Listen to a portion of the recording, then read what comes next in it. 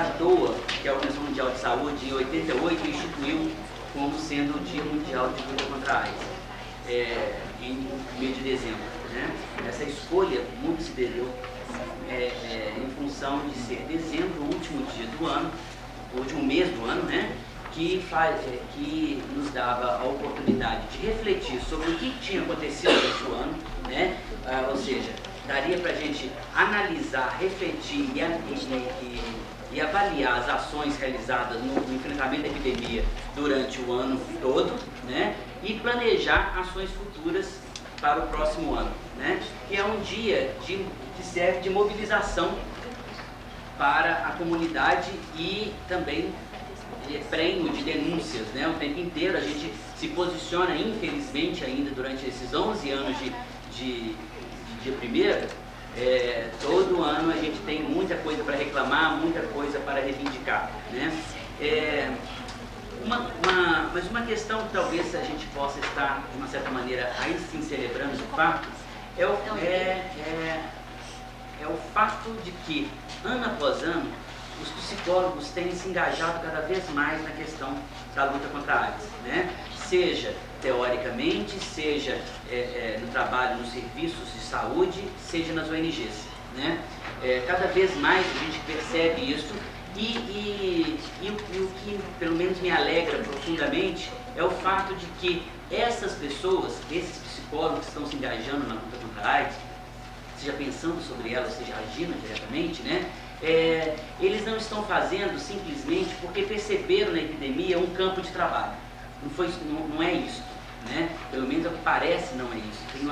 Tem algo mais importante por detrás, que é o fato dessa categoria ter percebido o que ela poderia contribuir no enfrentamento da epidemia, né? Eu acho que isso é fantástico, né? No momento em que uma categoria percebe que ela não está ali apenas para tirar proveito de uma realidade, ou seja, vamos ali ter um filão para ser tomado, né? Para ser trabalhado. Não, de repente é uma categoria que consegue identificar numa problemática social a sua inserção, fazer o gancho com a sua prática e dar uma resposta efetiva. E eu acho que é isso que a gente está fazendo, inclusive aqui hoje, né? Quando a gente pensou na Câmara de Saúde trazer para as quartas do Conselho uma discussão sobre AIDS, a gente pensou exatamente estar trabalhando sobre a ótica do compromisso social do psicólogo frente à epidemia, né? O que a gente está fazendo, o que a gente está pensando, o que a gente está produzindo, né? Abrindo o campo para essa discussão, tá certo? Eu vou pedir desculpa pelo fato de a gente estar sem microfone, mas fechou um curto hoje, né? E isso fez com que a gente ficasse quase que mudos. A gente não vai ficar mudo não, porque a gente fala mais alto. Eu gostaria de chamar para compor a mesa Jorge Franca. Ele é psicólogo, psicanalista, conselheiro aqui do 04. Conceição Marques, que é psicóloga do Eduardo Menezes, e também ela presta um trabalho numa ONG, embora não sei exatamente se seja bem assim, que é o NEP AIDS. Eu estou falando isso porque é muito vinculada não vinculado não, senão ela me bate, não é vinculado não. Historicamente falando, é uma ONG que nasceu dentro da universidade e que é composta por profissionais da área de saúde, das mais variadas, né? E das ciências sociais, né? Eu gostaria de chamar a Marinês Pinto Vieira, psicóloga e diretora-geral do GABO, Grupo de Apoio e Prevenção à AIDS. Tá?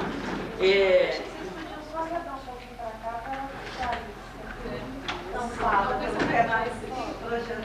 Alguém vai usar? Eu vou usar. A gente chega aqui. A gente faz as duas coisas.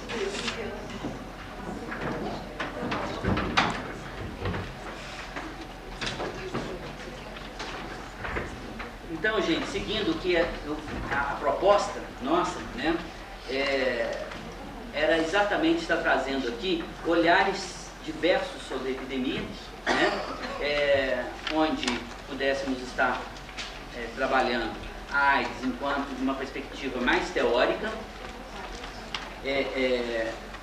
o olhar do psicólogo por esse viés, a AIDS sendo vista pelo psicólogo que está inserido no serviço de saúde, né? E o trabalho do psicólogo dentro de uma organização não governamental. Ok? Eu vou passar a palavra para o Jorge Franca, que vai dar a contribuição dele. Antes de eu começar, eu vou distribuir para vocês o último texto. Né? Primeiro porque eu falo muito baixo, né? E sem microfone seria um pouco difícil. Então dá para vocês acompanharem. Se o Jorge fala baixo, esse som aqui. Poderia distribuir de 2 em 2, por favor, eu não sei se seria suficiente para todos, né? Veio um minuto, por favor. Né?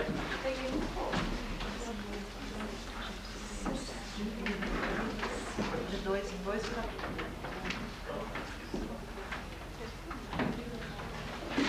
Bom, daqui a pouco então o pessoal ali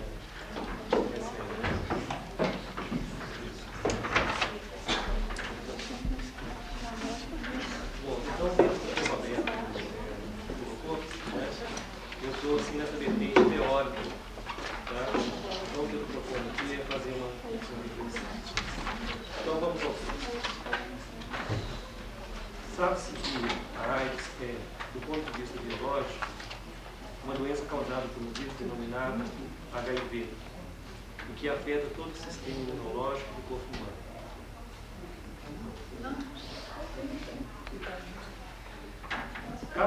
Cabe-nos refletir agora sobre como o diagnóstico do HIV/AIDS produz efeitos na subjetividade do infectado, bem como nas suas relações sociais.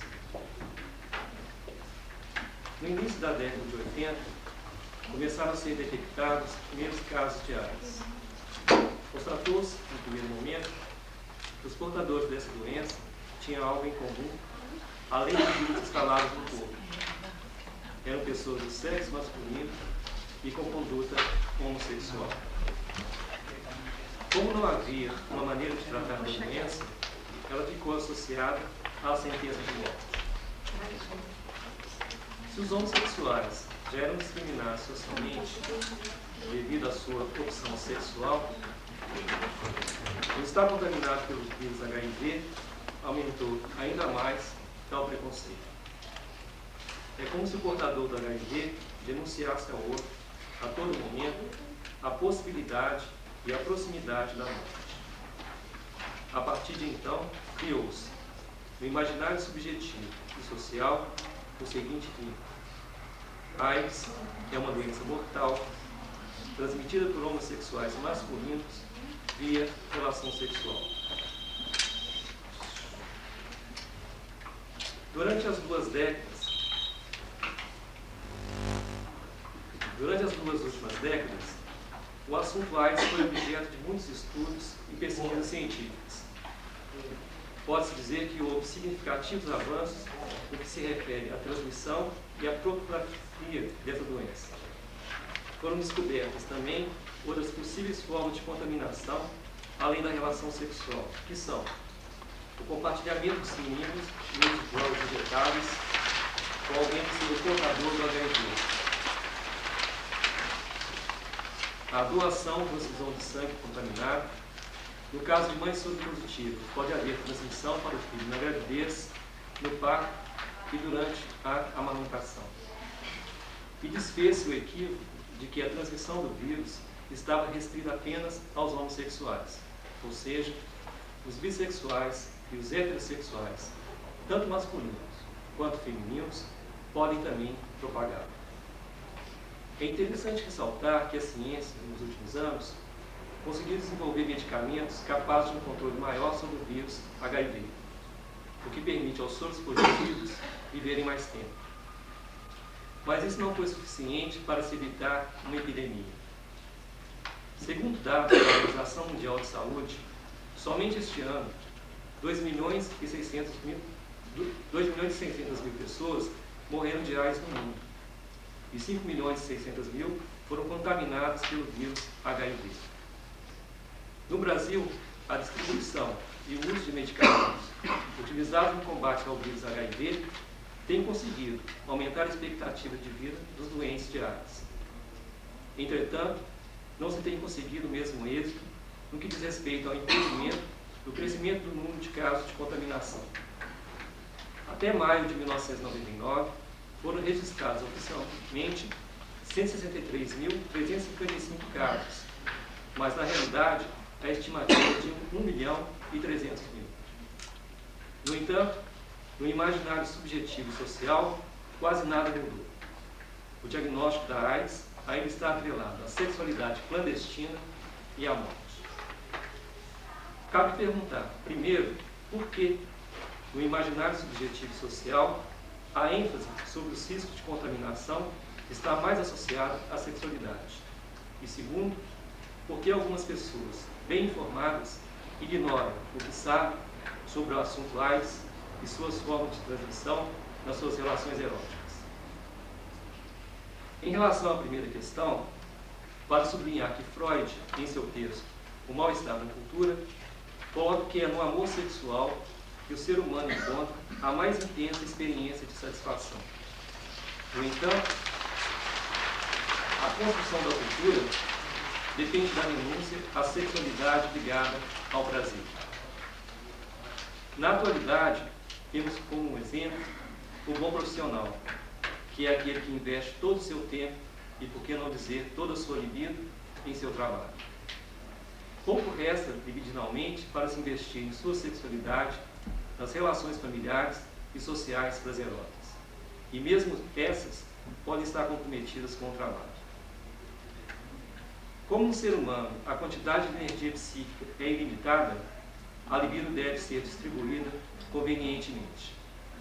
Assim, para que a cultura se desenvolva, a sexualidade humana deve restringir-se à reprodução com vínculo na família, ditando assim um padrão de normalidade sexual como sendo heterossexual e monogâmico. Em outros termos, qualquer ato sexual ligado ao prazer e não à reprodução e à constituição de uma família é considerado um desvio, isto é, uma perversão. Nesse sentido, a sexualidade clandestina, seja homo ou hétero, é tida como contrária à cultura. O que permite explicar a discriminação feita pela sociedade e pela cultura, tanto à homossexualidade quanto à heterossexualidade fora do casamento. Em síntese, a sexualidade humana não é natural e livre, mas uma invenção sociocultural. Quanto à segunda questão, podemos dizer que, imaginariamente, algumas pessoas consideram que a proposta do uso da camisinha por um dos parceiros colocaria a relação amorosa sobre duas possíveis suspeitas: a de uma provável infidelidade ou a de que um dos parceiros possa ser portador do HIV, levando alguns à prática sexual sem camisinha como prova de amor. Vale dizer que o amor sensual pode ser prazeroso, mas é possível obter prazer também nas relações sexuais sem amor e no amor sem sexo. Em resumo, amor não é sexo e nem serve de proteção contra a aquisição do vírus HIV.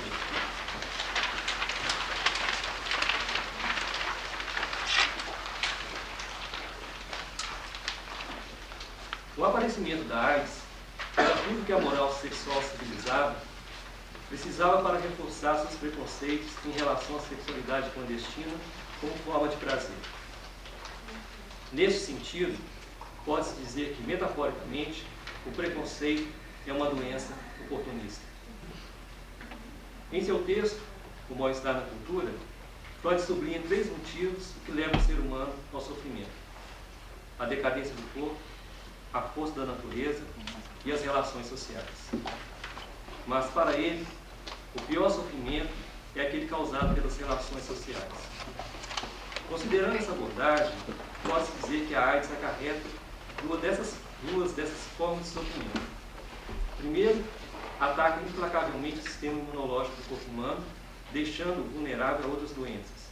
E segundo, ao denunciar uma conduta sexual clandestina, altera substancialmente a subjetividade e a vida social de seu portador. É como se o infectado tivesse que admitir, espiar uma culpa e, simultaneamente, se sentir envergonhado por ter desobedecido às regras de comportamento sexual ditadas pelo social como naturais. Em outros termos, cometeu-se um pecado e é preciso sentir remorso. Cabe dizer que a palavra pecado pode ser entendida também como desvio e, portanto, é também sinônimo de perversão. Onde há pecado, há culpa ou sentimento de culpa inconsciente. Assim, o sujeito pecador é condenado pela sociedade e, no seu psiquismo, pelo superego. Segundo Freud, somos governados simultaneamente por Eros e Thanatos, isto é, nosso psiquismo é regido por forças opostas denominadas pulsão de vida, que busca preservar a substância viva e reuni-la em unidades cada vez maiores, e pulsão de morte, que visa dissolver essas unidades e conduzi-las ao seu estado primério e inorgânico. Em outras palavras, o psiquismo humano é capaz de amar, de desejar, de trabalhar, de criar coisas abstratas e materiais maravilhosas e, concomitantemente, é capaz de odiar, de querer o ócio, de negar o próprio desejo, de destruir.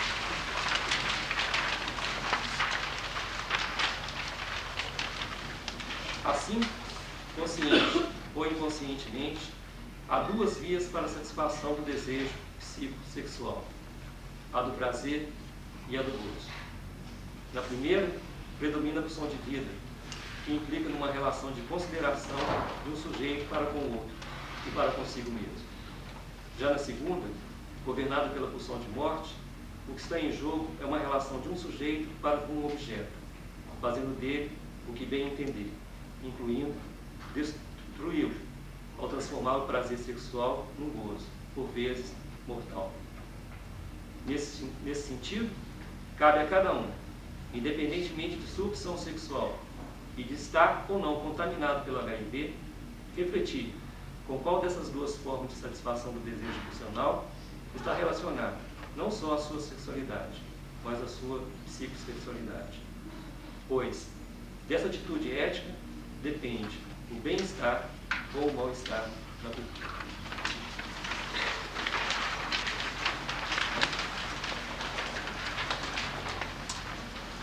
Gente, eu gostaria de propor da seguinte maneira: vamos escutar todas as pessoas e a gente abre para o debate, tá certo? Embora sejam falas bastante diferenciadas, mas eu acho que é interessante a gente ter um painel para depois a gente poder discutir. Ok? Gostaria de passar a palavra então para a Conceição Marques.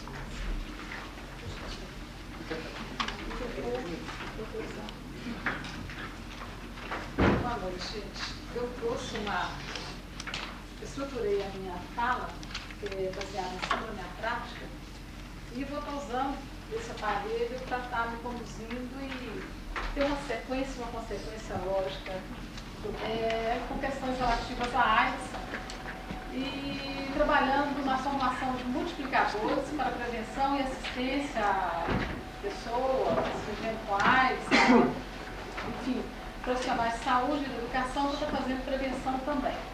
Tá?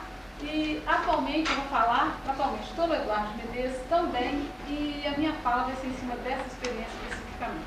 Então, estou no Hospital Eduardo Menezes, que é um hospital de referência de doenças infecto-contagiosas, fica lá no Barreiro, no bairro Bom Sucesso, e estou inserida no Hospital Dia e no programa Assistência Domiciliar Terapêutica.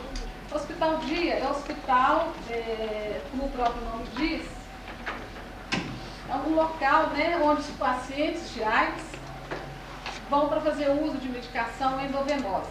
Ele é especificamente para isso. Não quer dizer que o paciente vá lá e passa o dia todo lá para depois ir para casa. Não. Ele vai, faz a sua administração e vai embora. Tá? Isso pode durar de meia hora ou até 4 horas, depende do tempo que vai correr a medicação, o soro, enfim.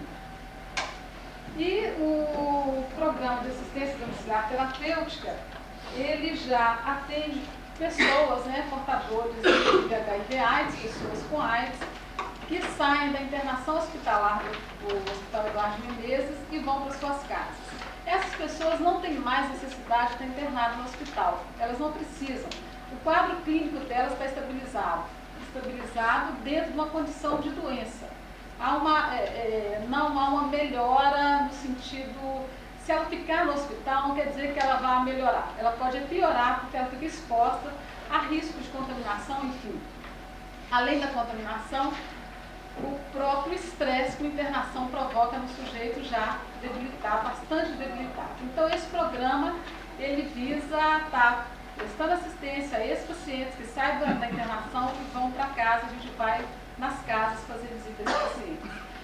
No início, né, quando o Ministério da Saúde começou a implantar esses programas, estimular a implantação desses programas, ele foi colocado, foi preconizado no sentido de se oportunizar a boa morte para os pacientes. Então, em maio desse ano, eu fiz um levantamento de 158 casos atendidos por nós, e 154 casos acumulados, 128 absolutos.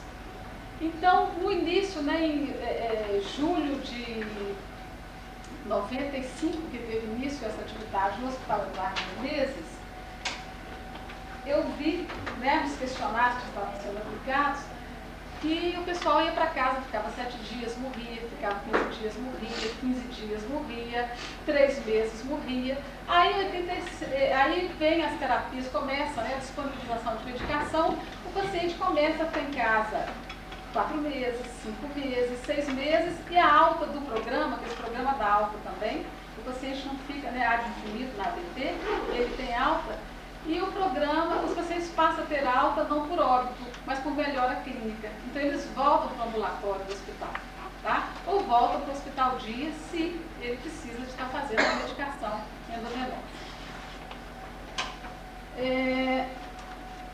Nesse programa a gente faz visitas mensais de acordo com a demanda do paciente, tá? O que a clínica dele pede. E pode ser visitas quinzenais, semanais ou mensais. A gente não vai a equipe inteira para a casa do paciente. No início a gente ia, eu quero estar colocando isso tudo para vocês, porque a Rede FEMIG está lançando um programa, né, já lançou um programa em julho da Rede FEMIG domiciliar, né? E é mais um campo de trabalho, é um lugar que a gente tem que estar, e nas equipes que a FEMIG tem tentado constituir, os psicólogos têm tido mais dificuldades em trabalhar junto às famílias nos seus domicílios. E isso eu acho assim, muito grave para nós. Eu acho que a gente precisa transcender, criar novos espaços para a nossa prática, para o nosso discurso, para a nossa ação, enfim. Vamos fazer porque tem que... Não, é só para não... Deixa aceso. Para deixar aceso. Ah, o que, não? Não, se É o contrário. Ah, é? Uma psicóloga zelosa. Esse povo é assim, sabe? Esse povo chama a gente para falar, mas só 10 minutos. Não, 20 minutos. Aí eu chamo. não, tem que pode falar. Eu vou falar à vontade. Então eu vou contar tudo. Bom, sem segredo. Enfim, tá bom. Eu vou cortar também. Se entusiasmo, que é maravilha. Perfil social dos pacientes do hospital dia.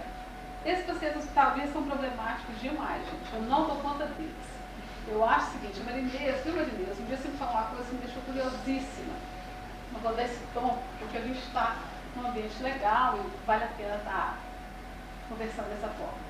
Um dia a gente conversando no telefone, eu Conceição, eu não consegui nada com o pessoal do hospital dia. Eu falei assim, olha, ela também, que legal. O problema é só meu, né?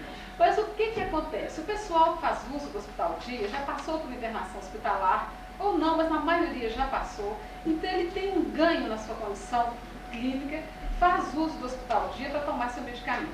Então ele usa estritamente o hospital para a administração da medicação endovenosa. E não quer saber de mais nada. Então você chama para reunião, não vai, você faz um montão de coisa, você cria um clima altamente sedutor para ter a oportunidade de estar junto com esse paciente, oportunizando, né, um momento de diálogo, de encontro, um encontro terapêutico, e a coisa não passa, não rende. Foi assim com você, Luiz? É isso? Disse que você quis falar? Não anda, gente. Então, a baixa motivação para a participação em reuniões de organizações. Eu avalio que é o seguinte, o hospital é o lugar da memória presente, do encarnar da doença, do sofrimento e da dor. Então eu vou nesse lugar de dor, eu vou e estou querendo cascar fora logo, não quero ficar aqui, mas de jeito nenhum, não tentem me prender, não há nada que me seduza para estar aqui.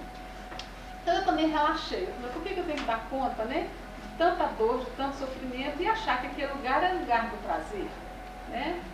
Então, que ele fique em paz, sim, no hospital, sendo bem tratado, fazendo uso legal da sua medicação, trabalhando com ele no sentido da importância da adesão ao tratamento, no mais, a hora que acharem o prazer, encontrar alguma motivação para estar conosco, mas tempo que estejam conosco, a casa lá está aberta para isso. O paciente da AVT, ele já tem um perfil diferenciado. Esse aqui, a situação assim, é bem complicadinha, pelo seguinte, os pacientes da AVT, né, são homens e mulheres, com famílias constituídas. Esse conceito de família é um conceito ampliado, não estou falando de papai, mamãe e filhinhos, tá? São famílias que cada uma constituindo. E ora, né, doentes de AIDS, o duro, gente, é a coordenação motora, que me ajuda, certo?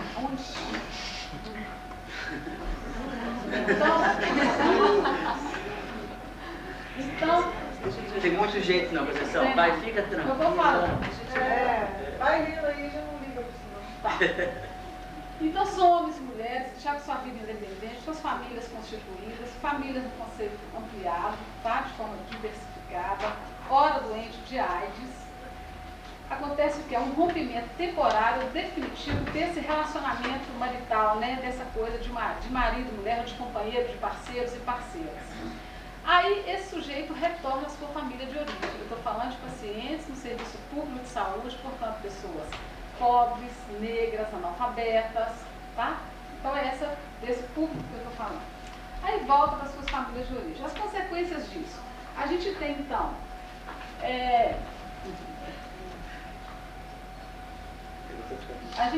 pode deixar pronto assim, pode. Um paciente com significativa vulnerabilidade pessoal, ele está no estado de sofrimento porque ele perde as suas referências afetivas e materiais, ele deixou para trás, às vezes, filhos, o marido, a mulher, o parceiro, a parceira, e ele perde também, essas pessoas estão perdendo seu fogão que comprou com seu dinheiro de faxina, sua geladeira, seu liquidificador, o seu barraquinho legalzinho, enfim, o mínimo que conseguiu obter na sua vida de trabalho. Ele se encontra numa condição, né, de uma exposição ao grupo familiar, de suas identidades e comportamentos pessoais ocultos, e também nesse viés há uma revelação dos segredos familiares. Então, quando a gente entra na casa da família, questões que é da ordem do âmbito do doméstico, né, do domínio da intimidade, elas se tornam explícitas para nós enquanto equipe, uma equipe que chega no meio daquela família, naquela vida, e de repente a gente começa a compartilhar e partilhar situações que, será que era para isso? Então e aí o psicólogo entra muito como salvador, né? Aquele sujeito que é evocado assim, ai, que bom que tem um psicólogo aqui, vem porque a gente está com um problema enorme. Tá? Para toda a equipe. Além da família, para a equipe também. Então, assim, o médico não está dando conta do paciente, o psicólogo vai dar. O enfermeiro não está dando conta, chama o psicólogo. A família também não está dando conta do paciente, chama o psicólogo. E aí, a gente trabalha, enfim, vocês vão continuar no raciocínio aqui. Há uma perda da autonomia pessoal e financeira. Então, eram pessoas que estavam no mercado, eu vou falar mercado informal de trabalho, mas numa condição de trabalho não muito formalizada.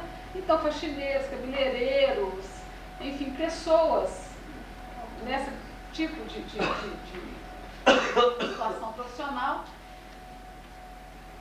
Essa forma que eu estou falando, essa forma que está ali, né, exposta, ela não acontece desse jeito que está aí, que está muito linear. É cíclica, é circular, é sistêmica, tá? Então, os agravos na sua condição clínica, por todas essas perdas anteriores, provocam depressão pelas perdas sociais, pelas perdas afetivas e biológicas também, tá? Há um adoecimento físico também desse sujeito, muitas vezes por neurotoxoplasmose, o sujeito que andava deixa de andar. Às vezes ele deixa de andar temporariamente, mas ele pode até voltar a andar, mas depende dele. Além das perdas, ele tem que fazer um esforço, às vezes, até sobre-humano para ter algum ganho na sua marcha. tá? Então é uma situação muito delicada de fato. E aí ele faz um processo que eu chamo de agressividade silenciosa. Então ele executa, ele atua no sentido da não cooperação no autocuidado, e nessa hora eu vejo, né, eu discuto, eu reconheço uma situação de débito e crédito nas relações familiares. Então tudo que pode ser cobrado nessa hora, o familiar, a família está cobrando, tanto dele, e tanto ele também cobra da família nesse sentido, as coisas que ele acha que a família tem débito com ele. Os ressentimentos. Então aí eu trabalho no sentido de débito, o que está em débito, o que está em crédito. Tá? E a família. Quem é essa família que está recebendo esse paciente? A família.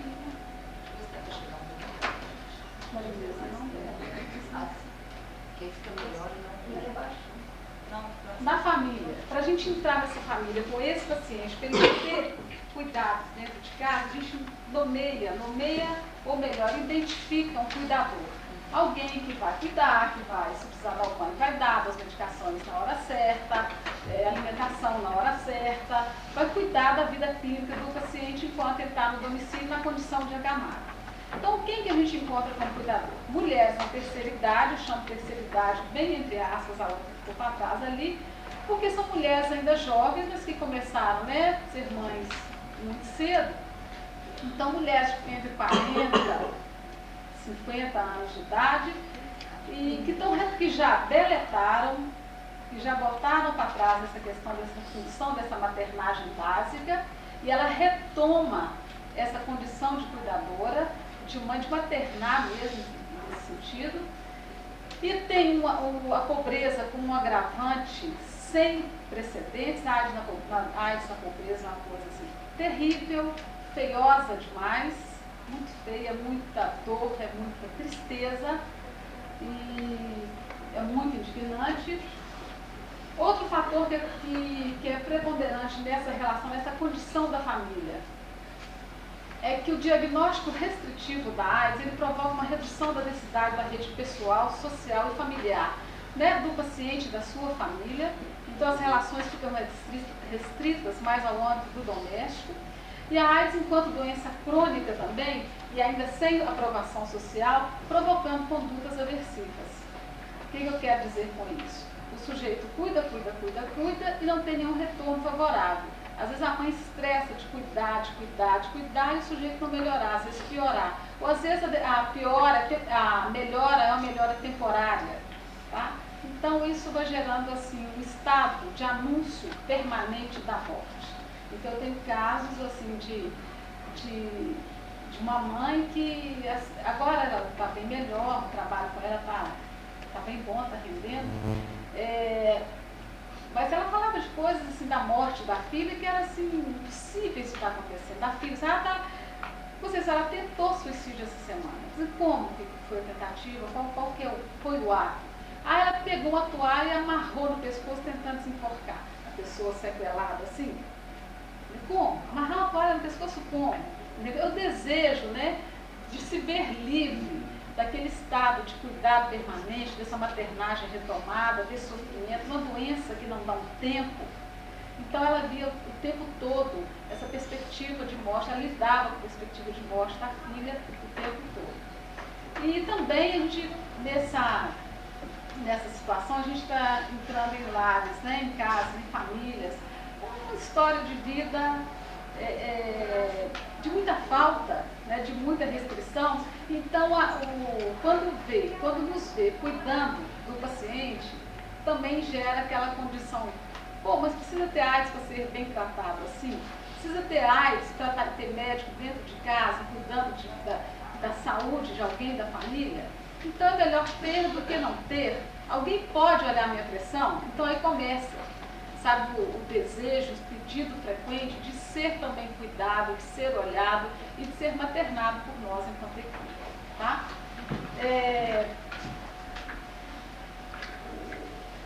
O papel do psicólogo na ABT a minha prática está ancorada na clínica médica. Por quê? A gente tem um tempo para estar na casa do paciente. O tempo é da clínica do paciente, é como ele está, e não como eu defino ou como o médico define. Ele chegou num estágio que adquiriu uma condição, ou de ir ao hospital, de ter alta de fato e voltar para o ambulatório, né? Então ele não precisa mais da gente na casa dele, ou ele, no caso, precisa ou ele tem condições, a família encontra algum recurso e está indo ao hospital dia também, é motivo de alta, ou óbito, né, claro. Mas eu trabalho ancorada na clínica médica. Então, se o médico acha que está bom, que não precisa ir mais atender aquele paciente em casa, a gente, né, num consenso, uma discussão de caso, e aqui a gente chega a um ponto de alta. Não que seja assim, amanhã ele vai ter alta, não. A gente trabalha isso de forma que a gente não saia de cena de repente, depois de um longo tempo de cuidados, às vezes, na vida do paciente e da família. Mas eu não tenho nenhuma ação após a alta médica. Eu posso até ir 1, 2 vezes, mas o Estado, o Serviço de Saúde não pode essas idas minhas, então tem uma coisa que é de ordem prática até. Tá? O que eu encontro lá? Eu encontro, então, uma crise, a família numa crise, né? O que eu faço? O que eu posso estar fazendo? Então, eu focalizo os pontos de estresse, eu posso estar discutindo os problemas familiares frente à AIDS para transformá-los em desafios a serem superados, enfrentados pela comunidade familiar. Tento também identificar os nós, os entraves, nomeá-los para tentar recolocar as emoções nos eventos que eles deram origem, porque a gente encontra muito essa questão do débito e crédito, coisas que foram do passado, coisas que estavam emoções pertinentes a fatos que ocorreram no passado são cobradas agora. Então vamos tentar identificar o que está gerando isso para a gente aliviar a barra e poder o paciente ser bem cuidado e a gente também executar o nosso trabalho, porque eu tenho tempo, o meu tempo é urgente, o tempo do paciente também é urgente, da família e da equipe como um todo e do serviço. Tá? Encorajar também o paciente, o grupo familiar, a recompor suas redes de relações. Adoece essa perda, esse sentido social, esse sentido subjetivo de uma vida social, de uma vida comunitária. Então, esse papel é fundamental, encorajar mesmo a retomar. Ele pode sim ter AIDS, ele pode ter voltado para casa, ela pode ter voltado para casa, mas é preciso que também volte para a rua. É preciso que vá, que sente na porta da sua casa, que receba seus amigos, que telefone para os seus amigos, que receba visitas. É muito importante, porque não dá para ele ser só olhado do ponto de vista da clínica, da nossa clínica, e a gente achar que está tudo bem. Não. É uma ação, sobretudo, política também. Estabelecer uma prática vinculada a uma ação política, visando e a reinscrição desse paciente em processos sociais para além do domínio doméstico e do seu controle remoto. O que a gente chama de controle remoto? É muito comum, a televisão é muito amada e muito odiada, porque se você encontra o paciente no estado de morbidez tal, que ele não comunica, ele não conversa, ele não interage, e você pelo mesmo mediou a televisão, vai interagir, tentar interagir com o mundo de alguma forma. Por outro lado, a família também, até para aliviar seu estado de sofrimento, de cuidar, para se ver numa situação assim, estou dando tempo, ele não tem o que fazer, ele também não tem o que fazer, ou ela, né, a primeira coisa que faz é comprar uma televisão com controle remoto. Aí o sujeito não fala mais, não anda mais, não conversa mais, não faz mais nada, porque ele e a televisão, ele o controle remoto é uma coisa só. A gente chama que fulano está na síndrome do controle remoto. Tá? Então precisa estar trabalhando no sentido de tirando o sujeito desse lugar.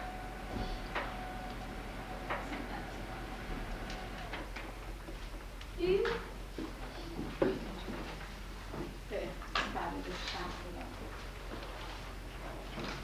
é mais ou menos isso que eu tinha para dizer. Eu anotei algumas coisas aqui ainda.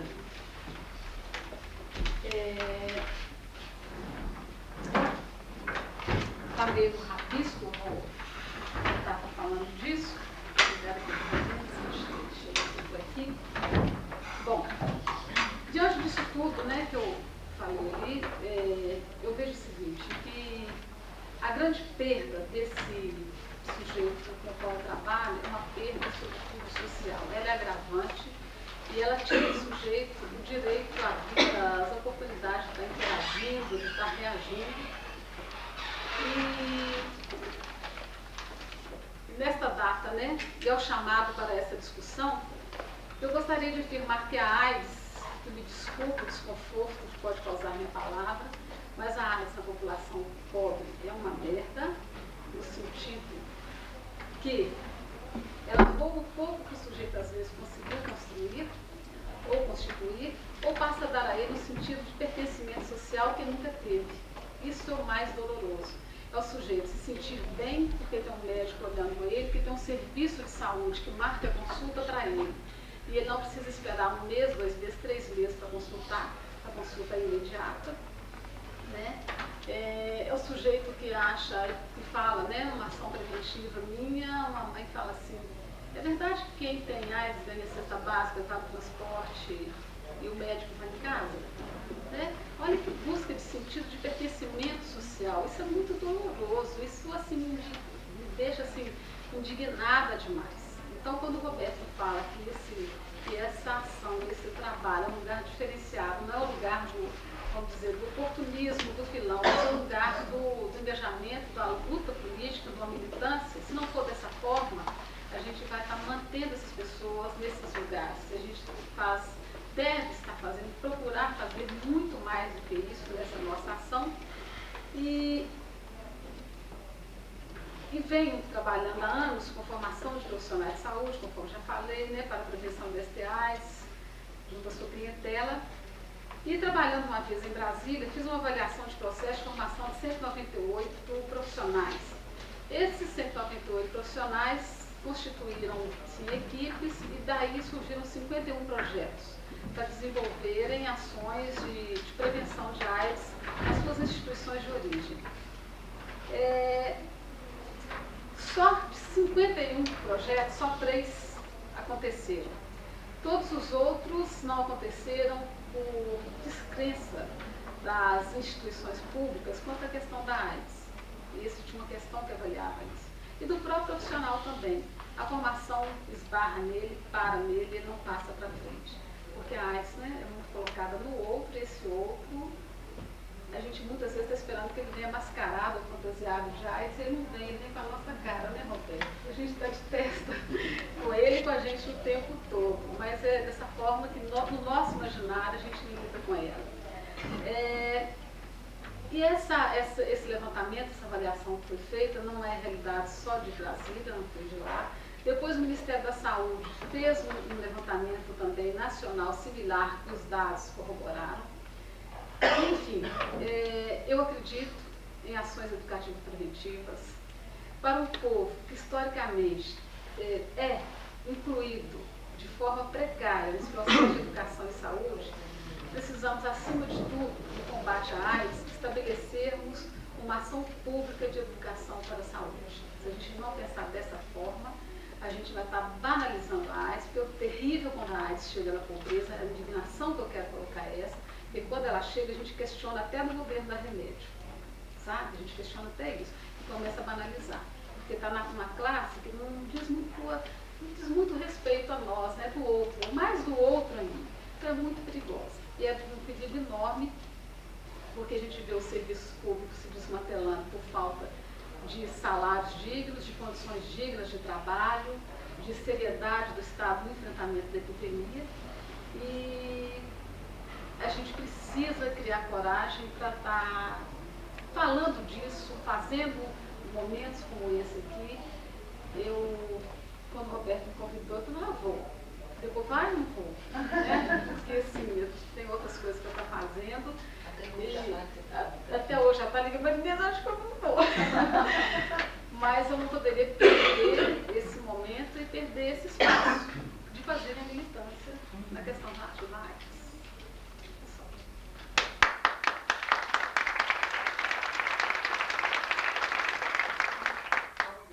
As perguntas, elas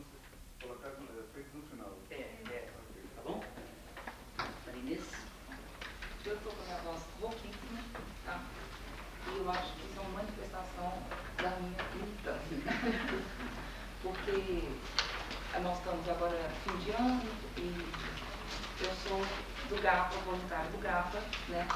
É uma ONG, organização não governamental, sem fins lucrativos, e a gente eu sou da coordenadoria de ensino e educação. A gente trabalha com palestras, treinamentos, workshops, sensibilizações, né? O grupo todo trabalha com isso, mas existe uma equipe que trabalha com isso de uma maneira mais densa, né? E aí as empresas, principalmente, né, agora nesse fim de ano, chamaram de fazer muita palestra.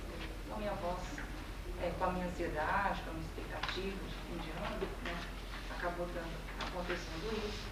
Eu queria que vocês me desculpassem, porque eu mesmo tenho uma certa gastura de me ouvir assim. Então, mas quem sabe vocês um dia me ligam e falam comigo de outro jeito. Eu gosto de você. Eu fiquei muito house antes de vir pra cá. Bom, eu sou psicóloga, vamos dizer que eu sou recém-formada, já tem uns 2 anos. E eu venho aqui nas quartas no CRP, eu quero fazer um paralelo com isso, né? Quando eu recebi em casa, assim como vocês devem receber, né, o convite para as quartas no CRP, eu senti que era para que a gente pudesse discutir novidades do nosso trabalho. O que a gente está fazendo, o que a gente está desenvolvendo, né? E o que a gente está praticando. Tá? E quando eu trabalho, né, numa ONG, né, eu vejo também, como a Conceição está falando, que a prática muitas vezes ela distancia, né, ou então não vem muito próxima, né, do que a gente viveu na faculdade. Né? Isso nos gera muita angústia, muita angústia. Então, muitas vezes eu vim aqui nas quartas no CRP e consegui vamos dizer, tirar um pouquinho da minha angústia. E eu acho que isso hoje é um pouquinho que a gente faz, né? Hoje aqui, falando de bom, o que eu quero falar um pouquinho do meu trabalho junto à prevenção, tá? Foi o que eu me propus e foi o que o Alberto, né, me chamou para falar em relação a isso. E aí eu vou pensar, e eu estive pensando esses dias, né, o que eu ia falar para a gente, e discutir, que eu gosto muito de responder as questões que vocês possam elaborar. Né? Mas eu pensei o seguinte, quando eu estou lá no GAPA, né, recebendo as pessoas, falando com as pessoas ao telefone, conversando com elas, né, eu estou fazendo a minha intervenção. Né? Quando eu estou na rua, como eu estive hoje, na rua, na Praça 7, fazendo a nossa intervenção, né, eu estou colocando para elas uma maneira diferente, né, de lidar com a questão de HIV, diferenciada daquela que nós recebemos, porque eu também recebi, né, no início dos anos 80. Então, a questão ligada à morte, a preconceito, a terror, a pânico, né, a não poder, principalmente. Né? E hoje a gente faz esse trabalho de mobilização para que a coisa fique mais amenizada. Né? Então, o GAPA trabalha assim, né? E nós, psicólogos, lá dentro do GAPA, temos esta preocupação de fazer este trabalho. Né? E uma coisa, né, essa questão de como que eu saio da faculdade e não faço nada do que a faculdade me ensinou. Né? E você, professor, me fala isso agora, né? Porque você me fala assim, eu não fiz nada no hospital, que trabalhava no hospital de... Nós não fizemos nada, né? Mas o nada era o meu desejo, né? Porque a gente objetiva alguma coisa e, às vezes, alguma coisa que não está diante da realidade do que a gente vive, e aí a gente não consegue alcançar. E o que a gente alcança não é o que a gente pensou. E a gente tem que pensar, então, em cima daquilo que a gente alcança, né? E poder não banalizar isso, né? E poder estruturar isso da melhor maneira possível. Então, vamos dizer que eu alcancei alguma coisa, mas não aquilo que eu desejava, para poder... não estou dando satisfação, não, tá? Só estou falando isso porque realmente é uma fala minha e que hoje me chamou a atenção. Né? E é trabalho de prevenção mesmo. Né? E envolver as pessoas no trabalho é muito difícil. Né? As pessoas que estão ali, que são portadores, que são os familiares, né? Às vezes eles estão envolvidos em um processo ainda muito novo da questão da epidemia na sua casa, né? na sua questão. Então, é muito difícil, às vezes, sensibilizar com isso.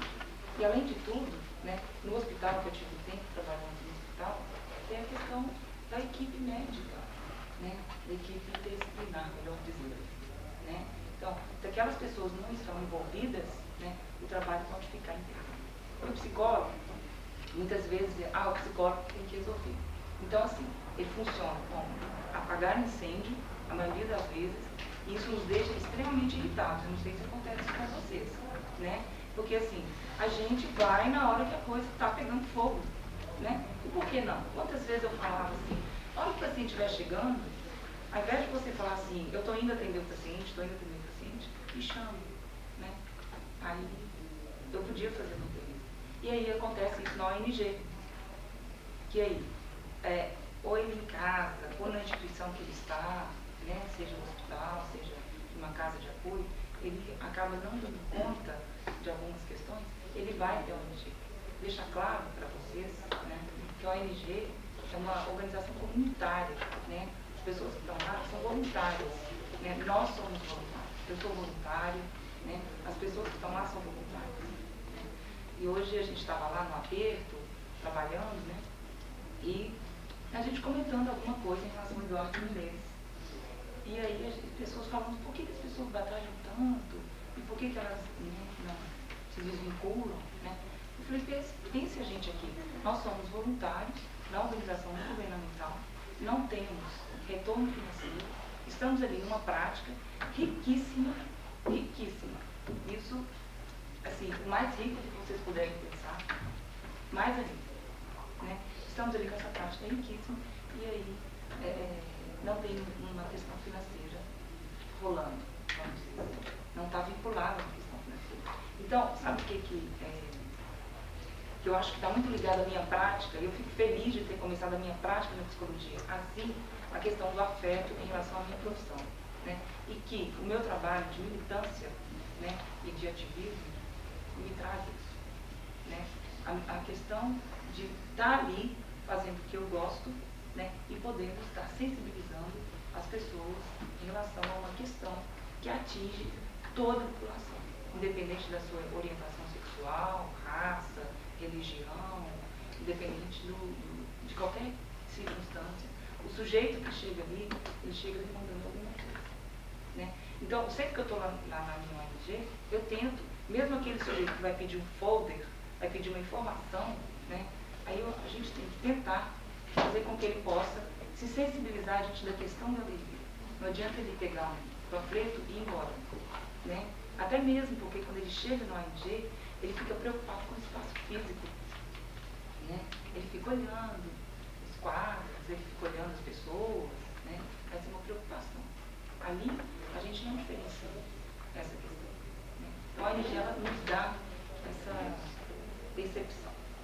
Deixa eu ver aqui mais. Bom, outra questão que eu queria colocar, né, é a liberdade de atuação, né, que este espaço me trouxe. Tá? E, contrário a isso, junto com isso, intimamente, uma responsabilidade enorme. Né? Eu sou responsável por aquilo que eu pratico, né, e porque eu tenho a liberdade diante daquilo que eu estou fazendo. Né? Então, eu acho que essas duas coisas estão totalmente entrelaçadas, né? E a gente está trabalhando com a comunidade. Né? E, além de tudo, a questão política, o tempo todo a gente está batalhando por remédio, a gente está batalhando por leito, por melhores atendimentos. E eu acho, eu já tive consultório, né, que no consultório isso como eu digo,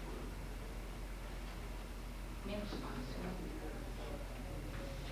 A gente faz isso menos, sabe? Do que ali na ONG.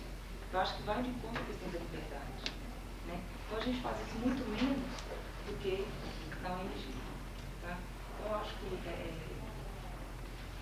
eu não sei, assim, não dá para colocar para vocês, né, o meu trabalho sem falar da minha prática.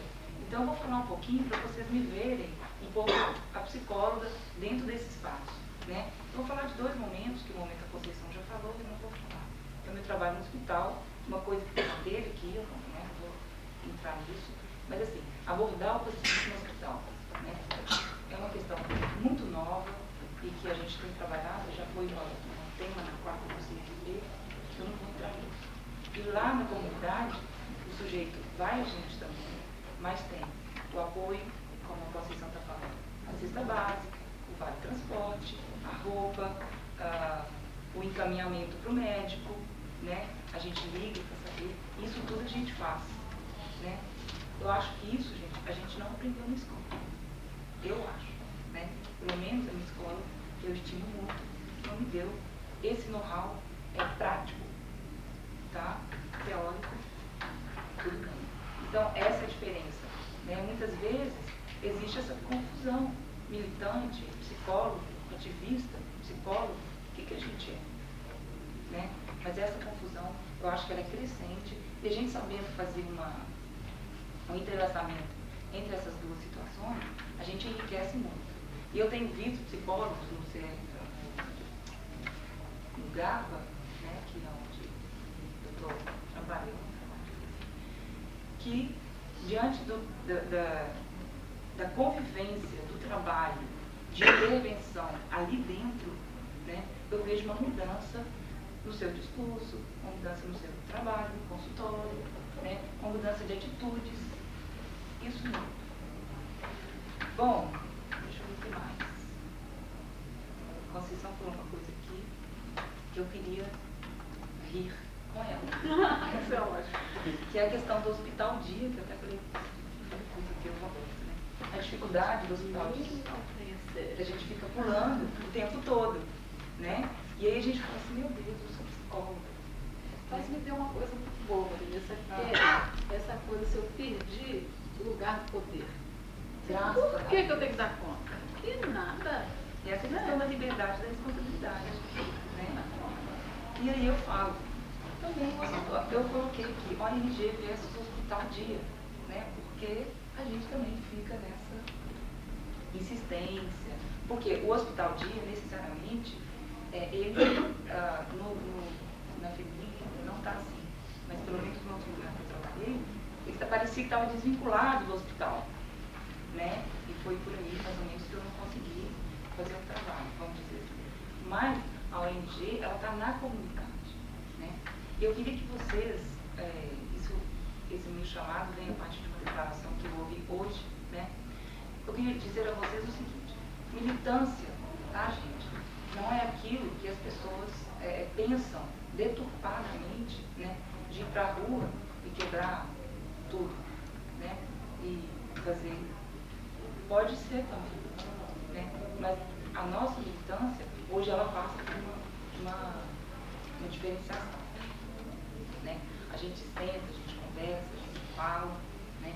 A gente vai sim para os meios de comunicação, mas eu acho que está muito mais viável, né? Apesar das dificuldades todas, né? Existe uma viabilidade muito maior em relação a isso. Pô, mais alguma coisa? Bom, o que eu quero falar também, questão da prevenção e os novos paradigmas. Né? Essa semana a gente fez uma semana de prevenção do GAPA, né?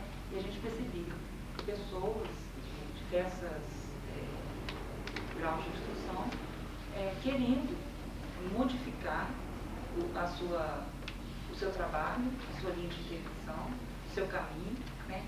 E justamente nesse lado da prevenção. E que bom que eles foram à ONG. Né? A ONG é um apoio comunitário. Né? A gente está ali para receber as pessoas. E as pessoas chegam ali com uma cara diferente de quando vão ao hospital, de quando vão a uma consulta no consultório médico. Né? Eu acho que ela chegou numa linha mais sujeito. Não sei. Sabe? Uma questão assim, muito política. Né? Olha, eu tenho direitos, eu tenho deveres. Então ali ela tem apoio psicológico, apoio jurídico. Acho que ela chega ali querendo, se não assim, mas querendo se envolver mais nessas questões dele enquanto sujeito. Né? Por isso a gente tem reunião de convivência. Eu acho que isso acontece em todas as ONGs que tratam de mulher, né? De meio ambiente, outras questões várias. Com o trabalho do psicólogo na ONG, ele diferencia muito do trabalho da clínica, que é o que eu gostaria de comparar agora, né? E às vezes a gente se pergunta, o que é isso? O que eu estou fazendo? Né? Mas eu quero deixar frisado isso, a questão da responsabilidade, né? E a questão da liberdade, muito maior, e a gente pode ter, a gente tem uma mobilidade muito maior de trabalho do que em outros momentos, pelo menos que eu tive vinculado no hospital, até mesmo na minha clínica particular. Se alguém tiver alguma pergunta, minha fala é essa, tá? Se alguém tiver alguma questão, vocês também, eu estou disponível para a gente estar conversando.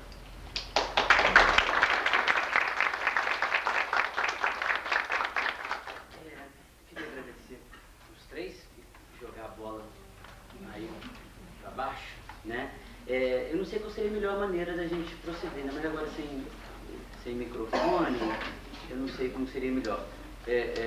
Mas quem quiser mandar por escrito, manda. Quem quiser falar, fala. Vamos lá? 1, 2 e... Inês, eu só acho o seguinte, quando você colocou a questão do sujeito lá da instituição do GAPA, é mais sujeito que o outro, eu acho que não tem questão do mais não, entendeu? Mas tanto o consultório como o GAPA são sujeitos. Sim.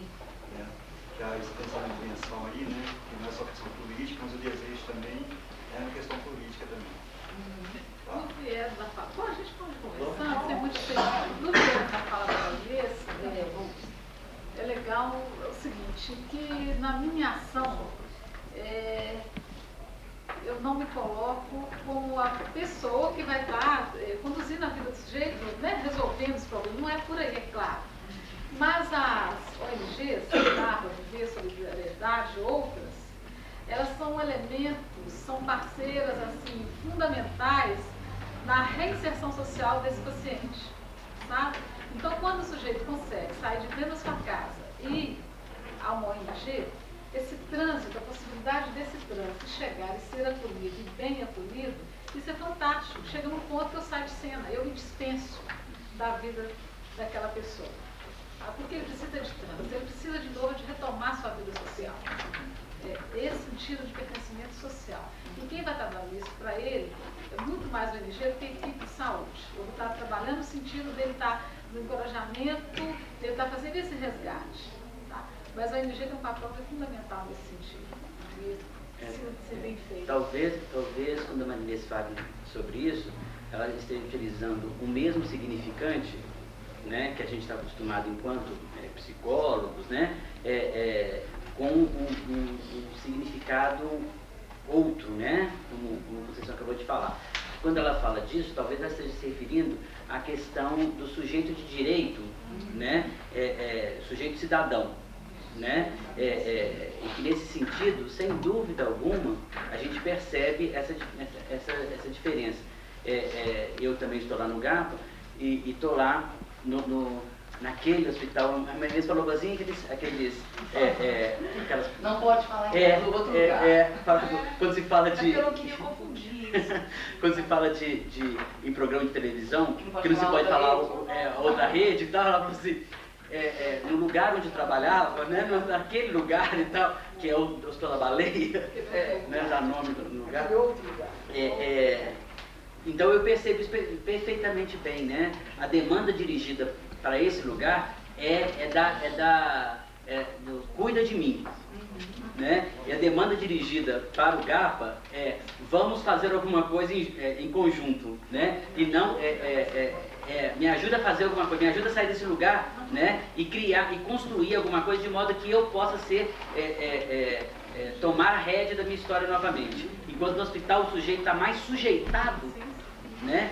Na ONG ele pega a rédea, né? Primeiro tem a possibilidade de pegar a rédea maior, né? Nesse sentido que eu acho que tem uma diferenciação. Embora essa outra dimensão que você está falando é corretíssima. Obviamente ele vai ser sujeito lá e sujeito cá. Isso aí é óbvio, né? É só uma questão de injetar um novo significado, né? Nesse mesmo que você está utilizando. Eu gostaria de fazer uma pontuação aí. né? Quem tem mais acesso à teoria lacaniana, né? Existem 4 cursos na psicanálise, né? E 2 deles foram mencionados aqui, né? E eu concordo com você sobre a questão do sujeito. O sujeito aí só mudou de lugar, né? O que ela está dizendo quando ela vai para a rua, faz uma intervenção, ou quando ela vai numa empresa, dizer para as pessoas, né, as formas de prevenção, né, de tratamento, né, essa coisa toda, ela está utilizando o que a gente chama de discurso universitário, né? E isso tende a produzir um sujeito, esse discurso, né? O produto seria um sujeito, né? Já o discurso do analista, que você colocou muito bem, é um pouco diferente, né? A nossa questão é agenciar o sujeito a produzir um conhecimento. E aí entra a questão do desejo de consciência. Então, eu só queria esclarecer, porque teoricamente eu acho que é uma questão também importante e pertinente aí, né? Eu achei interessante a última fala da Maria Inês, quando ela diz que a gente precisa ficar muito preocupado com as coisas que vêm por trás, né? Assim, da Conceição, da Conceição, das coisas que vêm por trás em relação à saúde. E porque eu pensando e ouvindo as pessoas, eu fiquei pensando assim, se a gente não prestar atenção nisso, a gente tem essa tendência mesmo a construir mecanismos para compensar aquilo que realmente a gente precisa de tratar, né? Porque você colocou várias coisas, viu a pobreza, mas a falta de atendimento, a carência de saúde.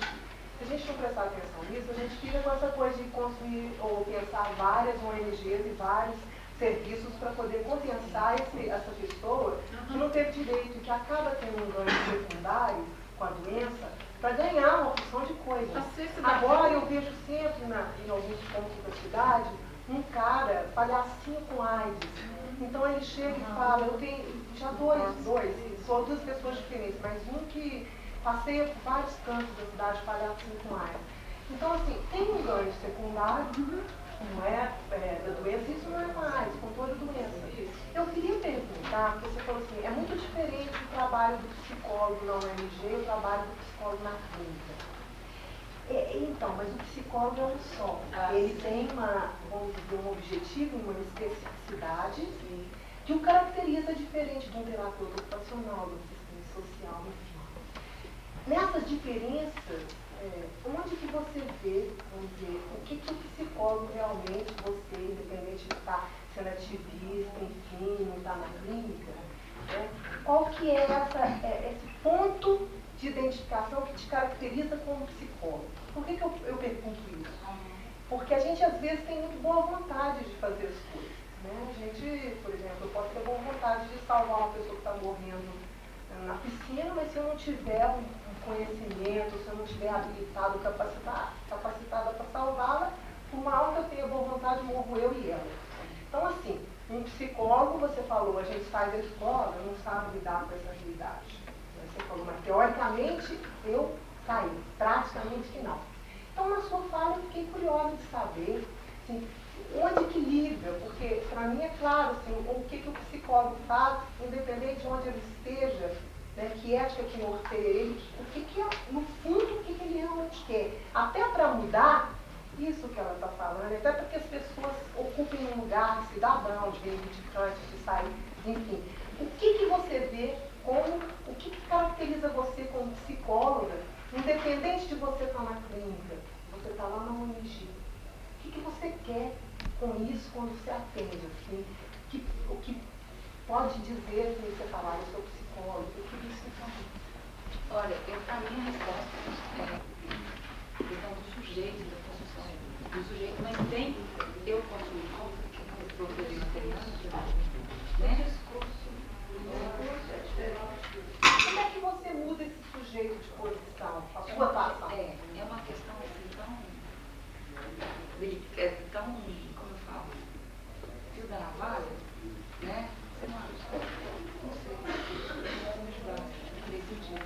Eu acho que é muito isso, na época que eu entrei na ONG, e na época que eu estava no hospital, isso eu vivia muito com o médico, nesse meu problema, vamos dizer, nessa minha história. Né? Aonde que eu sou, o que eu sou, como que eu faço, onde que eu faço. Né? E é uma situação tão engraçada, porque um lado, né, tem a prática. Né? Todos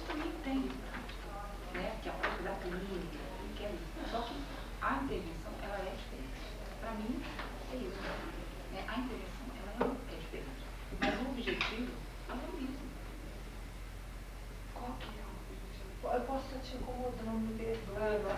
Eu não quero incomodar, todos estão aqui em casa.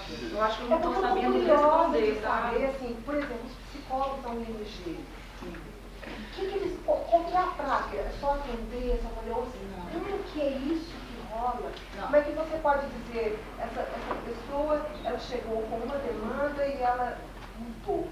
Como é que é isso que acontece? Porque isso é que é ser psicólogo.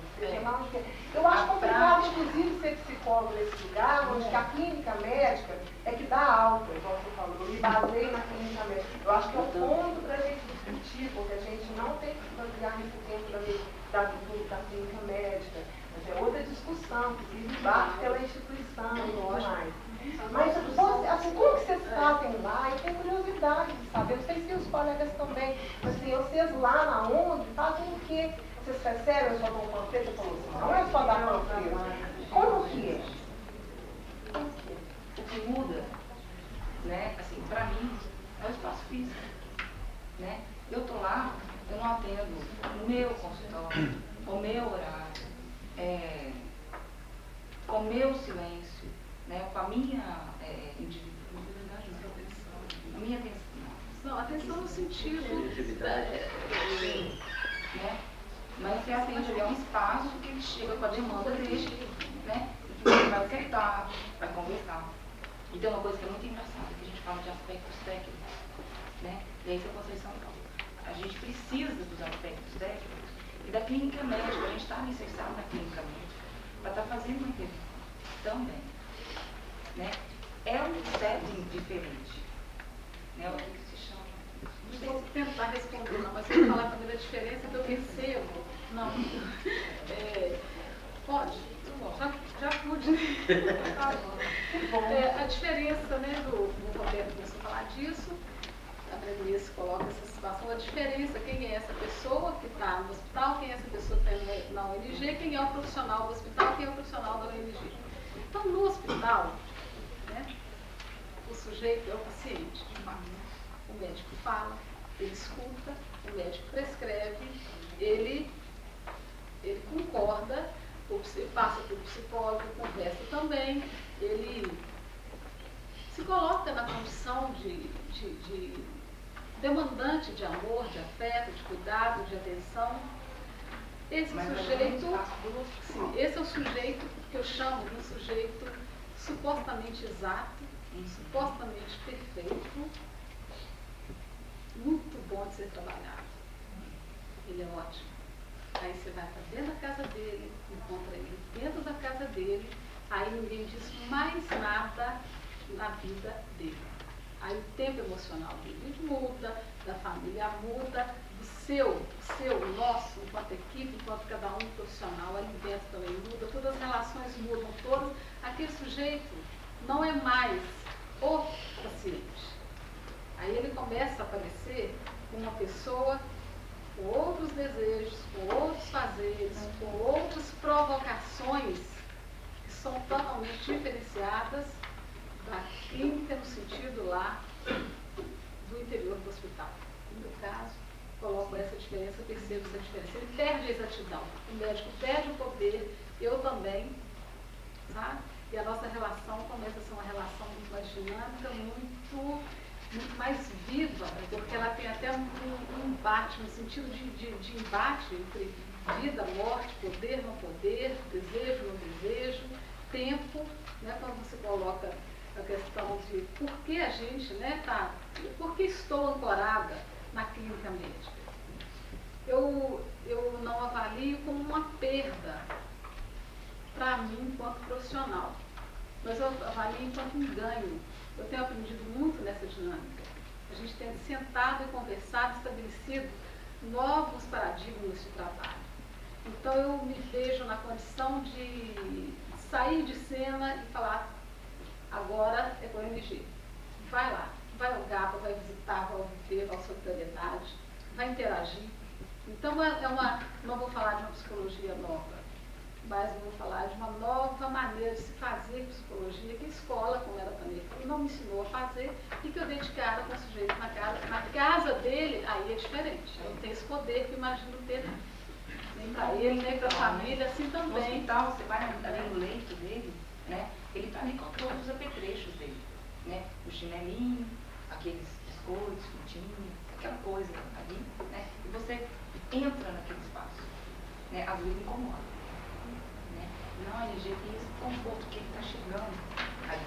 Ele estava falando assim, olha, Talvez seja o senhor do espaço, né? Muito assim, eu estou aqui, eu também quero pertencer, eu também pertenço, sei lá. E essa equipe que você falou?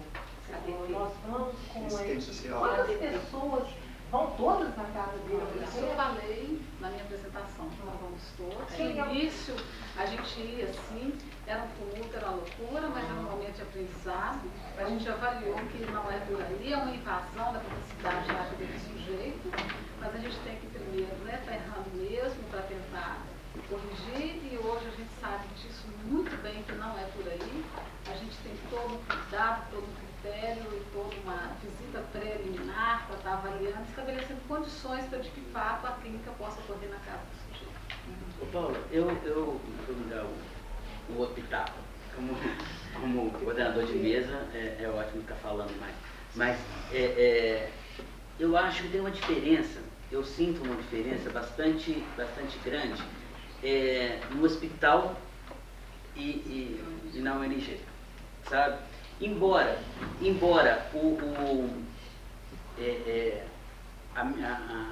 o meu objetivo, né, seja auxiliar o sujeito.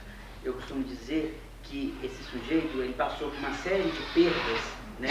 Ele tem uma cascata de perdas, né? Desde o momento mesmo que seja imaginária, uma perda da saúde, no momento que tem um teste positivo, né? Ele incorpora isso como sendo algo que lhe diz respeito à total inexistência da saúde, porque o sangue sujou, né? E ele não é perfeito mais, ele está doente, mesmo que ele esteja assintomático, né? Ele começa a correr o risco de perder emprego, de perder laços afetivos, né? Vai perdendo, até perder, inclusive, essa dimensão de sujeito, né? Não é à toa que socialmente a gente percebe as pessoas sendo chamadas de aidéticos. Por quê? Ela perdeu absolutamente tudo, né? E um outro significante foi impresso, né? E ele passa então a portar, a partir de então, não mais um nome dele. Ele é aquilo que nem tem nome, né? Que é essa corruptela do português, que uma vez que a gente pensar que AIDS é uma sigla, né? Aidético não, é alguma coisa que não existe, né? Então, esse sujeito, ele acaba colado, né? Identificado com essa coisa do nada, né? O trabalho do psicólogo, talvez não seja só do psicólogo, poderia ser de outros profissionais, mas eu estou falando desse lugar, né? Seria até mesmo a partir do olhar, né? Oferecer um campo de reidentificação, sabe? Ou seja, você não é isso que você está fitando, ou que deixaram fitar, mandaram você fitar, né? Você é esse sujeito que Jorge tinha colocado durante a fala dele, né? Então o trabalho do psicólogo é essa reconstrução, esse resgate desse sujeito, né? De modo a que ele possa novamente voltar a si, sabe? Então isso aí é uma coisa interessante. Agora, a diferença que eu percebo é que no hospital, né, no ambulatório, né, na clínica ali, eu tenho uma postura, é curioso falar isso, mas assim, tem uma postura psi, sabe? Aquela coisa da mesa, sabe? Aquela coisa que você, eu e o tu, né? E como acontece muitas vezes em alguns lugares, as pessoas falam assim, mas o que você acha? Isso não vem em questão, sabe? Isso aí não vem em questão. Como já acontece, a gente escuta isso bastante vezes em outros lugares. Na ONG é impossível fazer isso, sabe? Porque lá o que salta aos olhos do sujeito que nos procura não é o profissional. O que salta aos olhos é o sujeito, sabe? É o sujeito que trepa, é o sujeito, sabe? Que tem vontade de comer isso e aquilo outro e vai e compartilha com eles ali naquele momento essa história, sabe? É que vai ao banheiro, sabe? Coisas que o psicólogo ali naquele hospital, naquele momento, né, ele não é dado a conhecer para o sujeito, né? Ou seja, ele não transa, ele não tem desejo, ele não tem tesão, sabe? Ele não se alimenta, ele não vai ao banheiro, absolutamente nada, né? Por conta de um certo trabalho a ser cumprido, digamos assim, podemos dizer dessa maneira, né? Então eu acho que nesse momento, eu particularmente eu vejo uma diferença, né? Embora o objetivo seja o mesmo, talvez o modo de fazer seja diferente, né? E como não tem jeito de ser ora psicólogo, ora não ser psicólogo, né? Eu sou psicólogo que faz isso dessa maneira e sou psicólogo que faz aquilo daquela outra maneira. São formas diferenciadas, né? Posso? Tem duas pessoas, uma terceira que a gente não pode. Antes de colocar a questão, eu só gostaria de colocar, fazer uma pontuação, né? Que é a seguinte, foi colocada a questão de lidar com a realidade, né? E eu penso que seria a questão de escutar a realidade. A primeira questão seria essa, né? E eu insisto na questão teórica de voltar aos 4 estudos da psicanálise. Porque quando se faz essa divisão, né, entre o consultório, né, e o hospital, né, ou as instituições, né, eu acho que entre os 4 discursos se paralisa em um. Quando a gente faz essa divisão, a gente está privilegiando um dos 4 discursos aí. Né? Eu peço desculpa se as pessoas todas não entendem o que eu estou dizendo, né, parecendo uma fala paranoica, né, que só eu às vezes entendo, né, mas eu gostaria de insistir isso em termos de uma provocação, né, de levar vocês a ter acesso à teoria lacaniana, que eu acho que ela, nesse momento, ela é esclarecedora para nós aqui, que somos profissionais. Porque a questão é a seguinte, os 4 discursos da psicanálise, que são o universitário, do analista, do MS e o histérico, eles ocorrem a todo momento da análise. Né? Não tem essa também de a gente só no consultório, só escutar, ou só do silêncio. Não, senhora, tem quebra-pau na análise também. Tem momentos que você tem que entrar com um discurso histérico. Sim. São 4 discursos da psicanálise, não são um discurso do analista. São 4. Achar que só tem um discurso no consultório. Hein? Até preconceito achar que só tem um discurso no consultório. Exatamente. Né? É exatamente isso. Que só faz clínica dentro do consultório, que não faz clínica em lugar nenhum. Eu acho isso complicado, sabe? Por isso foi a minha pergunta. Eu acho legal você falar sobre Mas isso. A questão então passa pelo seguinte, eu acho que a questão é que em determinados momentos, imaginariamente, você tem que privilegiar um discurso às vezes. Mas é complicado mesmo, você tem que privilegiar. Porque tem momentos que você tem que educar mesmo. Tem que educar as pessoas. Né? Mas eu acho que é interessante você, enquanto profissional, saber que nesse momento você está utilizando o discurso universitário. Você tem outras possibilidades. Tem. Né? Agora, não é só esse. Né? A gente tem que ampliar o conceito de clínica. Né? Não vamos pensar que só porque o psicanalista tem um divã no consultório que nós vamos deitar. A gente não deita o corpo nenhum, a gente deita a palavra. Nós estamos deitando a palavra nesse momento aqui. Né? Nós passamos pelo discurso universitário, né? Todos os discursos estão rolando nesse momento aqui. Porque tudo que está sendo dito aqui afeta a minha subjetividade. Né?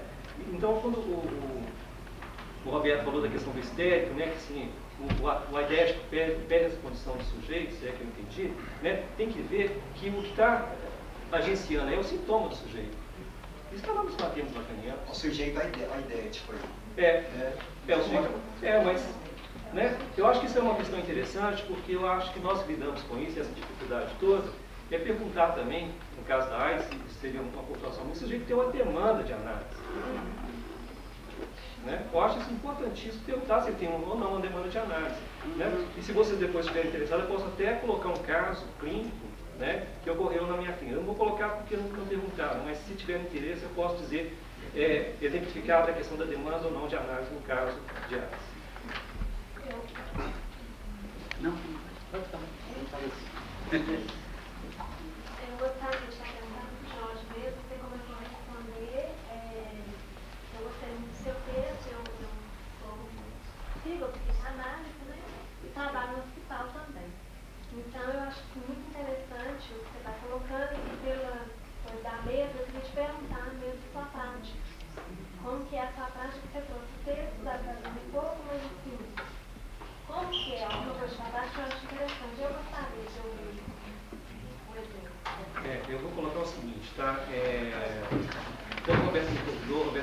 senhor Jorge, o seu trabalho seria mais teórico, né?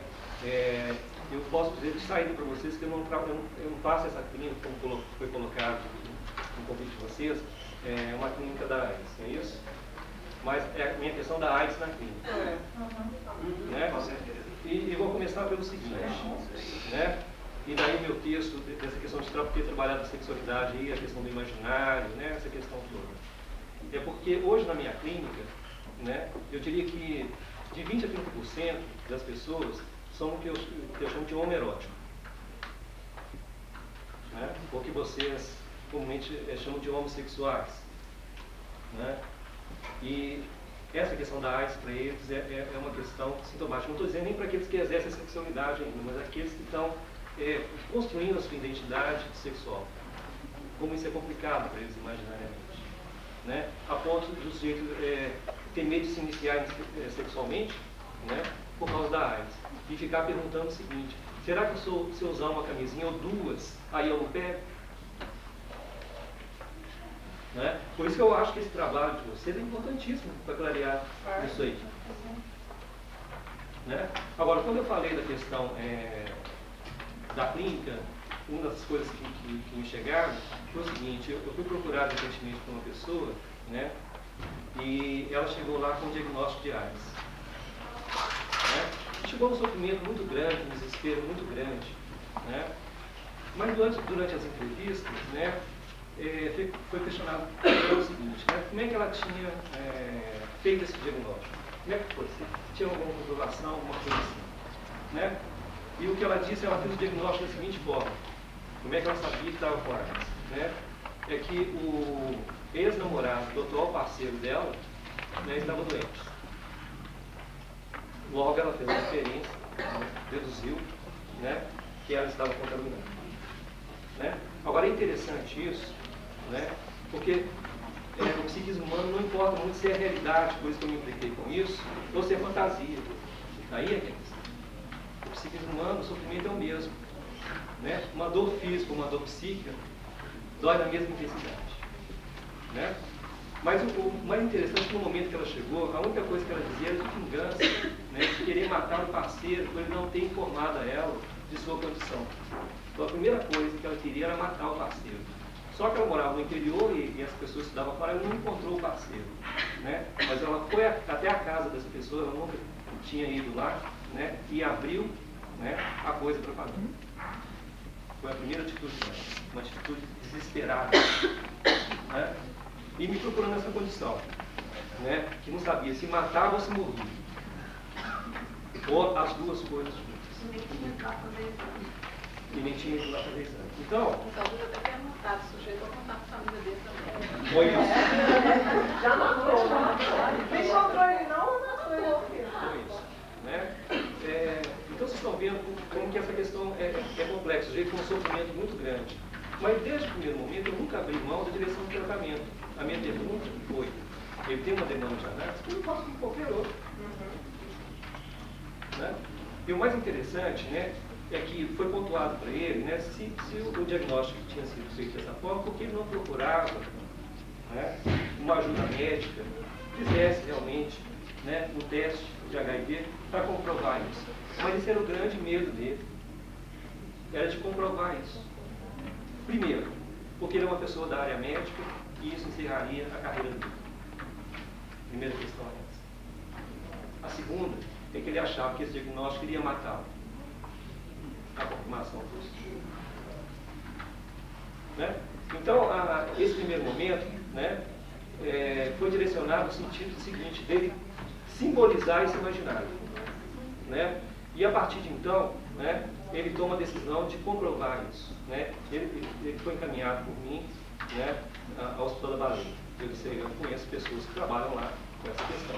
Né? E eu acho que a importância desses psicólogos é importantíssima, de ter pessoas que entendem dessa questão, né? Como a Maria Inês, né? Como a Conceição. Isso é importantíssimo isso, porque a gente até tem uma confiança em como encaminhar. Tem alguém da psicologia lá para tratar dessa questão. Eu acho isso fundamental. Né? Então, o que aconteceu nesse momento? Né? Ele foi fazer o teste. Né? E como ele era do interior, ele falou assim, agora eu vou esperar um pouco, já estou um pouco melhor, essa questão toda, né? Mas eu volto a te ligar. Né? E daí, mais ou menos, um mês e meio, ele me liga dizendo o seguinte, eu tenho uma notícia boa para te dar. Né? O teste deu negativo. Né? Então, eu vou aí para acertar com você, né? Mas eu não vou iniciar a minha análise agora. Está vendo qual que é a importância disso? E mais, né?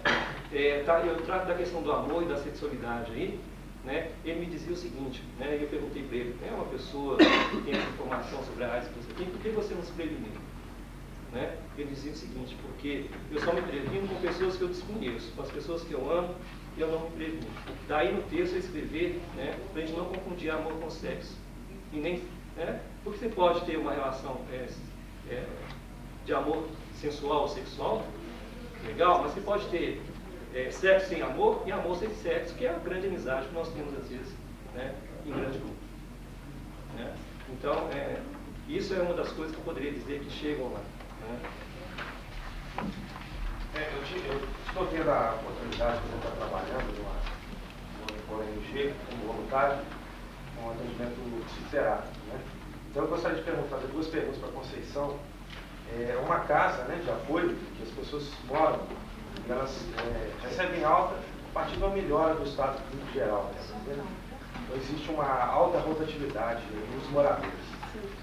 Então, eu tenho observado que as reações dos pacientes em relação à doença são variadas. Porém, a maioria deles apresenta uma fantasia comum a todos, que é a questão de que já existe a cura para a AIDS, mas que isso não foi ainda revelado por algum motivo. Cada um fantasia de uma forma diferente, mas basicamente tem essa fantasia. Gostaria que você falasse um pouco a respeito disso relacionado com a sua prática. E a outra pergunta é que a orientação que eu tenho procurado dar a essas pessoas, né, essas pessoas, pacientes soropositivos, e os voluntários também do preventivo, é que na questão da reintegração social, a inserção que você colocou, e a questão também da revitalização do desejo. Que eles vão necessitar disso, eu creio, a partir do momento em que eles vão receber alta. Né? Então são poucos os que são mantidos lá por mais do que 3 ou 4 meses. Então eu queria que você falasse um pouco a respeito disso relacionado com a sua prática lá no Brasil. A questão, né, a primeira questão que você coloca é de a cura da AIDS já existe e não querem soltar isso aí. Eu não vou dizer, não vou negar, não vou dizer que haja um desejo, né, mas uma busca de uma verdade, uma busca de um fim de um sofrimento, de uma coisa que é dada, que é interminável, tratamento que você trabalha em casa de apoio, não sei se você tem acesso à questão do tratamento, não é fácil. Tem pessoas que chegam a tomar até 34, 32, 38 comprimidos por dia e as reações aos medicamentos são as mais terríveis, as reações do medicamento também. Então, por que não lidar e criar até uma fantasia de uma possibilidade de se ver livre disso, né? Mas por que não? Eu também me dou o direito a essa pessoa de imaginar essa possibilidade. Por que não pode imaginar? Que de fato a gente possa chegar a um fim disso. Tem muitos interesses envolvidos nessa questão da AIDS, sim. A questão do medicamento é uma coisa séria. Quando você pega medicamentos e olha, por exemplo, eu estou na casa de uma pessoa, uma paciente nossa, no barraco dela, no meio da favela, que eu olho para as paredes, e tem distância de 2, 3 centímetros de uma parede da outra, rachadura, né? Que o teto baixinho, desigual. Eu estou dentro do quarto dela e tem um buraco no chão, eu converso com ela de olho no buraco, porque pode sair um rato, já saiu uma ratazana deste tamanho, entendeu? Há que se imaginar um fim para essa limitação. Há que se buscar, há que se acreditar, é uma forma de se ter o desejo, de se ficar livre de uma situação que é muito estressante. Aquela questão que eu coloquei das perdas que o sujeito vive, né? Ele é uma perda biológica, sim, é uma debilidade, você vê isso na sua casa de apoio, né? É uma debilidade física, há uma retomada de um bem-estar, mas um bem-estar limitante, que a doença continua instalada, o tratamento é imprescindível que ele seja mantido, Por que não imaginar que já se tem cura para a AIDS? Que bom que tem a cura. Eu trabalho nessa perspectiva também, quando dizem isso. Que bom que a gente está vislumbrando a cura da AIDS. Agora, só vai ver a cura, quem vai viver e sobreviver é quem de fato estiver tratando. Quem não tratar não está vendo isso. É uma forma do sujeito, pelo menos se cuidar, porque ele pode viver sim, viver bem sim, apesar de, tá?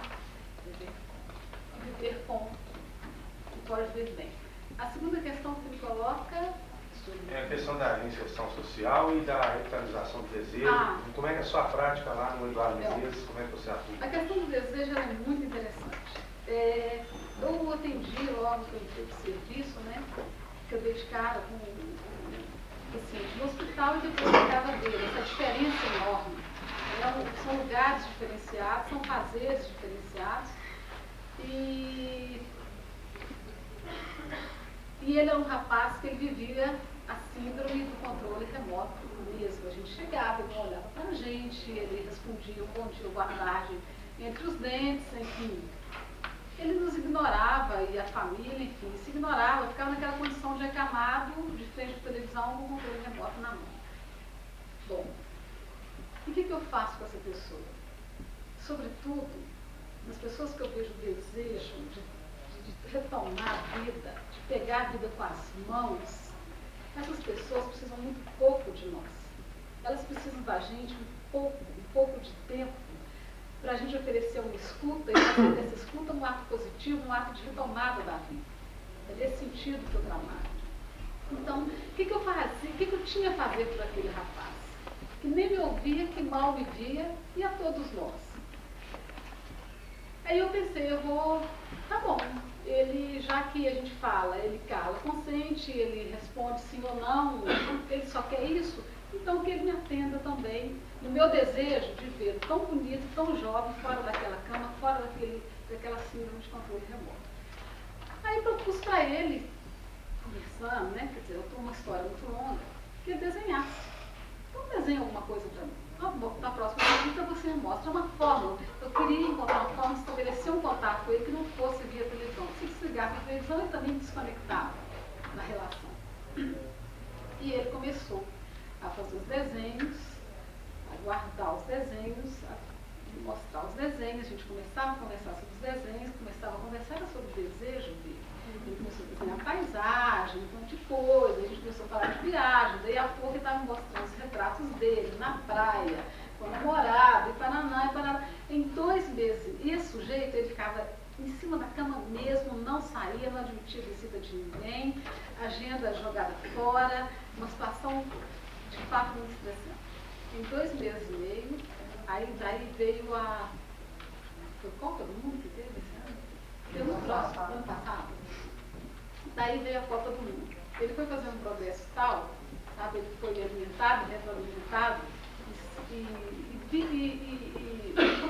vislumbrou a possibilidade de retomada de vida de uma tal forma, que ele começou a sair do quintalzinho. Ele mora numa favela, tinha um quintalzinho na porta da casa dele. Sentar ali para tomar um sol branco que doía. Mas se dá um mal-estar de ver que a branqueza dele. Sabe? A coisa, tudo queimadinho, assim. Só da praça. Coisa branca, assim, desvitalizada. E ele vai tomar o solzinho ali, e dali eu vou trabalhando com ele no sentido de ele está aproximando da rua, que o mundo da rua é o mundo da vida, né? O mundo das possibilidades, o mundo da conversa, o mundo da ação, enfim. Quanto mais ali na favela, que, né, é um ambiente de alta rotatividade de informações, de ações, enfim. O mundo acontecendo. Eu desejo que eu tivesse, que ele retomasse isso, essa possibilidade de vislumbrar que não estava acontecendo apesar de ele estar em cima da cama. E ele ia perder o trem do mundo. Tá? Ele tinha uma chance de estar, né, tá embarcando também com a gente nesse trem. E esse aí vem a Copa do Mundo, e eu volto na casa dele e ele me conta que foi para a rua, foi cortar bandeirinha, foi sentado na cadeira de roda, porque ele é uma pessoa que perdeu a marcha, porque ele entrou nessa síndrome e não saiu dela, então os exercícios físicos que ele deveria fazer, ele não fez. Ele é um sujeito com um baixo nível de desejo. Então ele não precisava, eu falo assim, gente, eu falo com muita tranquilidade, eu falo pela minha tesão pela coisa, pela paixão. Eu falo que eu acredito nesse planeta, o planeta da vida. Nada me conforta e me estimula mais para essa vida do que passar na Avenida dos Andrados e ver aquelas árvores que estão ficando maravilhosas nascendo de cimento. Então a gente não pode perder, deixar essa vida estar escapando entre os dedos, está escapando do nosso sentido. Porque a vida tem que estar instalada nesse planeta. E a gente não pode perder isso. E esse rapaz retoma, então ele vai para a rua, ele é sentado, ele perdeu a marcha dele, pela essa questão desse desejo que você coloca, baixo nível de desejo, uma baixa ansiedade em relação ao desejo da vida, da vitalidade, do estar inserido no mundo.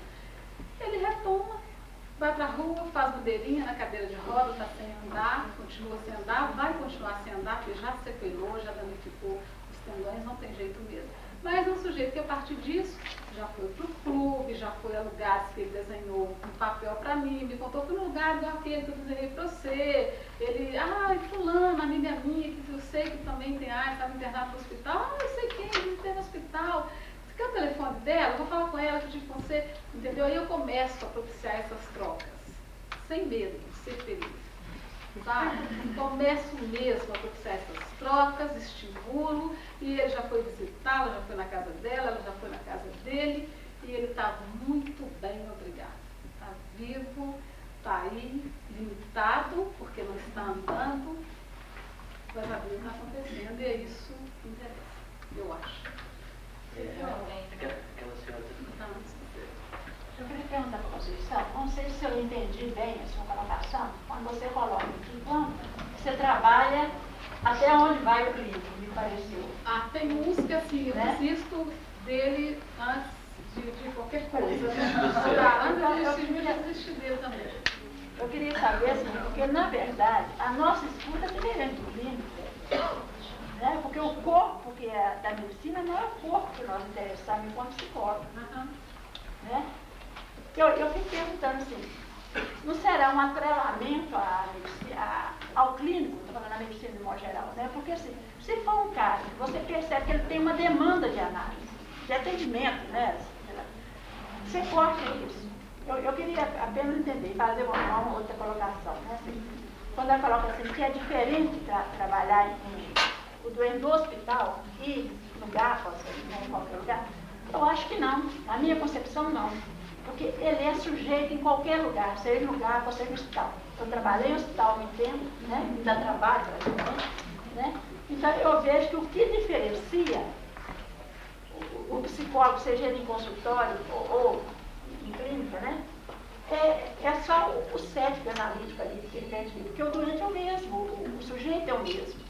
Nós vamos ter que mudar a nossa maneira de ter que dividir espaço. É a única coisa diferente que eu acho. É a divisão do espaço, porque ali eu tenho que ceder lugar a outros profissionais. Mas eu não vejo diferença de estar no hospital ou estar numa entidade, né, que não seja dita especificamente para a saúde considerada, porque ele não muda para mim, na minha concepção. Então, quando você falou que encerra, professor, eu fiquei assim meio angustiada, assim, porque assim, não nos interessa o corpo que está ali cheio de AIDS, não. O que interessa para o psicólogo é outra coisa. Claro. E é permitido que eu dê a fala a ele, porque ele fala do seu fantasma em relação à AIDS. Não é a AIDS, enquanto doença, que é o nosso lugar de trabalho. Olha, que ele procura um psicólogo no ambulatório, para lá e desse lugar fazer o tratamento psicológico que ele precisa fazer. Tá? Tem uma questão, a gente está falando de populações diferenciadas. Tá? Então, são populações com diferenciação e com demandas, as demandas podem até ser coincidentes, mas conversar muito sobre isso. O público que a gente fala, assim, ele tem dificuldade de hospital buscar medicamento por causa de vacina. Então, pensar, isso não é um problema maior da vida dele, né? Assim, tem outras perdas aí que são muito mais significativas do que a AIDS. Porque ele existe na AIDS. Mas o psicólogo em qualquer lugar dele, seja na emergência, seja no hospital, seja, né? No trânsito, aí, quando você dá uma palestra, ele tem uma escuta profissional. Com certeza. Ele tem uma fala que ele escuta, ele reflete, né? Então, assim, ali dentro ele está sendo profissional em qualquer lugar. Com certeza. Não muda muito, igual, né? O que a Francisca estava falando. Com certeza. fato. Os lugares são diferenciados. As populações são diferenciadas também, que eu não posso estar igualando desiguais, homogeneizando diferenças, não posso de forma alguma, senão eu vou olhar para um como se fosse, se eu estivesse olhando para todos. Mas como profissional, você não escuta profissional. Sim, sem dúvida. Então, você já falou um pouco que é um destinado desse espaço difícil dentro do hospital-dia e do ambulatório também, nessas condições, com essa população, que às vezes fala assim, gente, não, marca o meu retorno se for retorno de médico, porque é difícil muitas vezes, você sabe que o trabalho é feito de médico, que o retorno aí deveria ser mais vezes, a circulação é diferente, né? O que será que é possível que a gente faça dentro da sua prática? Não consegui muito. Eu gostaria que você falasse um pouco desse nada, como é que foi. Tá. Olha, o que eu depois de tanto tempo de trabalho, o que você acha que é possível? Olha, a questão do atrelamento, você coloca uma coisa muito interessante de fato, né? Marca junto com o retorno médico. Tem tanta coisa implícita nesse marca junto, talvez a clínica do médico seja mais interessante, mais palpável, mais real para ele, né? Do que a clínica psicológica. O que é que o psicólogo faz? Qual que é a inserção social dele numa clínica psicológica? Né? Geralmente o psicólogo é chamado para problemas, né? É chamado no sentido assim, instalou um quadro terrível, então chama o psicólogo. Cadê o psicólogo? Ele nunca está ali como um sujeito das relações, vou dizer assim. Tá? Então o que eu fiz? O que eu faço? Eu não atrelo, no meu caso, hospital-dia. Eu me anuncio, eu me faço presente, eu me anuncio, sou psicóloga, estou aqui e faço presente. Quem quiser, marca horário, vem, fala comigo. Se não quiser, colega, vai viver, vai fazer outras coisas, mas eu estou ali. Entendeu? Porque se você começar a atrelar, o médico vai estar sempre olhando para esse. Olha, eu ouço umas barbaridades, ele não dá para conversar agora, nem lá. Mas se a gente deixar que haja esse atrelamento, a gente perde esse sentido nosso fazer, o fazer da psicologia, que o sujeito vem ali porque ele vem ao médico, não por causa do psicólogo. Agora, o que é que a gente faz também, como que a nossa clínica se dá, que esse sujeito nem valoriza o espaço que ele está conosco como um espaço de prazer. É preciso estar atrelado ao médico também. Eu fico pensando, tem uma questão que o Jorge falou há pouco, sabe, sobre a questão da demanda desse sujeito, né? Dentro do hospital, dentro do ambulatório, inclusive, né, esse sujeito, ele tem um corpo tão presentificado, nesse sentido, cheio de AIDS, né, que ele direciona para aquele lugar uma demanda bastante específica, ou seja, eu quero ser cuidado daquilo que me dói mesmo, né? Que me incomoda. E nesse caso, muitas vezes a AIDS dói no corpo, porque tem outras questões muito mais sérias para olhar, sabe? Do que ficar discutindo ou problematizando subjetivamente o que pode significar essa doença para ele, né? Então ele chega e aí a gente percebe com clareza que o vínculo estabelecido é com o médico mesmo. Sabe? Ele vai procurar, é o médico, porque é o médico que vai dar o remédio, é o médico que vai curar sintomas, ou seja, fazer qualquer outra coisa. Você entende? E a gente, enquanto psicólogo, nesse lugar, no ambulatório, no hospital, a gente fica com um apêndice mesmo. A gente é paramédico, por incrível. É horrível falar isso, sabe? É horrível. Mas Sem comentários, pessoal. Não, eu acho que só. Mas o que eu acho que é curioso é justamente assim, aonde que insere o nosso trabalho. A gente se apresenta, a gente se disponibiliza, né? Mas é muito curioso que esse sujeito volta no momento de crise. Ou seja, quando o mundo dele desestabiliza em algum momento, ou seja, no primeiro momento do diagnóstico, meu mundo caiu, né? Então ele vai para o psicólogo. Né? No momento que ele percebe que a vida existe vida para além do teste, né? Tchau, psicólogo. Ele não quer saber de psicólogo mais, ele vai ao médico.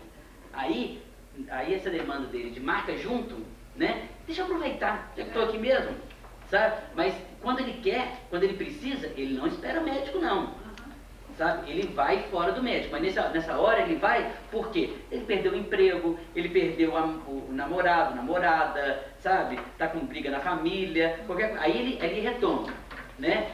Estabilizou, né? A vida voltou a fluir, o vínculo de novo com o médico. Sabe? É uma despedida eterna, pelo menos dentro do civil. E eu acho que isso tem a ver com o que o Jorge está falando. Qual é a demanda desse sujeito? Se a demanda é de análise, ele volta ao psicólogo, né? Sempre. Por quê? Ele não está tratando de AIDS ali dentro, ele está tratando de uma outra coisa. Por isso que a gente provocou no folder sobre a questão da clínica da AIDS, ou a AIDS na clínica, justamente por causa disso, né? Porque eu mesmo não acredito de maneira alguma no estabelecimento de uma clínica de AIDS, que esse sujeito, como foi falado aqui milhões de vezes, esse sujeito, ele é sujeito em qualquer lugar. E quando ele chega lá, ele vai estar falando de uma outra coisa, que não da AIDS dele. A AIDS entra como algo que vai dar um colorido, né, ao discurso, né? Mas necessariamente, pelo menos a grande maioria das vezes, não é o mote, né? Porque sendo esse mote, facilmente ele se dissolve e esse sujeito perde o vínculo com essa clínica. É interessante lembrar uma coisa também, eu achei assim, a colocação do caso relatado pela Conceição, né, que eu achei muito importante, porque é o seguinte, porque a princípio o sujeito não tinha uma demanda de análise, mas a Conceição fez uma retificação subjetiva e aí surgiu a demanda. Né? E é muito interessante a gente perceber o seguinte, eu insisto nisso no meu texto na clínica, que a gente tem que levar em consideração que o nosso psiquismo é regido pela pulsão de vida e pela pulsão de morte. Agora tem que saber qual que está prevalecendo nesse momento. Então eu penso que quando o paciente se recusa ao tratamento psíquico, que não quer saber, que não quer tomar um medicamento recomendado pelo médico, que é uma dificuldade tamanha também, que não quer saber da vida, como foi colocado no momento, o que está governando o psiquismo dele nesse momento é a pulsão de morte, só que sem consciente. Né? E eu acho que nós psicólogos que trabalhamos não só com AIDS, né, mas na nossa clínica, nós temos que levar em consideração exatamente isso. Né? Então é por isso que eu chamo da vertente do gozo e da vertente do prazer. Né? Então, quando a Conceição fala da atitude dela, é porque nós, analistas e psicólogos, nós lutamos o tempo todo com a pulsão de morte. E aí, a nossa pulsão de vida tem que prevalecer. Porque senão, não há análise, não há psicoterapia. Né? Então, a gente tem que fazer essa aposta mesmo. Em transformar o gozo no prazer. E é por isso que a gente abre a mão da nossa subjetividade e análise. O que interessa não é o nosso desejo. Tá? Né? Então eu gostaria de frisar isso para a gente começar a levar em consideração isso que eu estou dizendo de pulsão de vida e pulsão de morte. Tá? Gente, mais alguma pergunta? Sim. Primeira Conceição, tem uma diferença de pacientes, a ideia é dentro do hospital de outros pacientes treinados também com outros médicos. E eu fiquei pensando, quando eu escutei na televisão, a proporção de mulheres contaminadas está 4 vezes maior do que de homens. Você está falando muito, e aí eu fiquei pensando nessa campanha, nessa propaganda que tem feito de televisão. Como é que vocês criticam isso, em termos de eficácia, de resultado? Eu acho que parece que tem um título. 4 vezes maior que de homem. 4 vezes maior em relação aqui em Minas Gerais nós somos 3. Não, nós somos 3, para cada 3 homens infectados, uma mulher. Ah, então a televisão deu errado. Justamente. Foi assim. Nós ainda estamos aí. Era no início da epidemia 127, foi descendo. No início da década no final da década de 80, era de 9 homens para cada mulher, foi decaindo e agora em Minas está 3 por 1. Em São Paulo tem 2 por 1 e em alguns lugares do Brasil 1 por 1.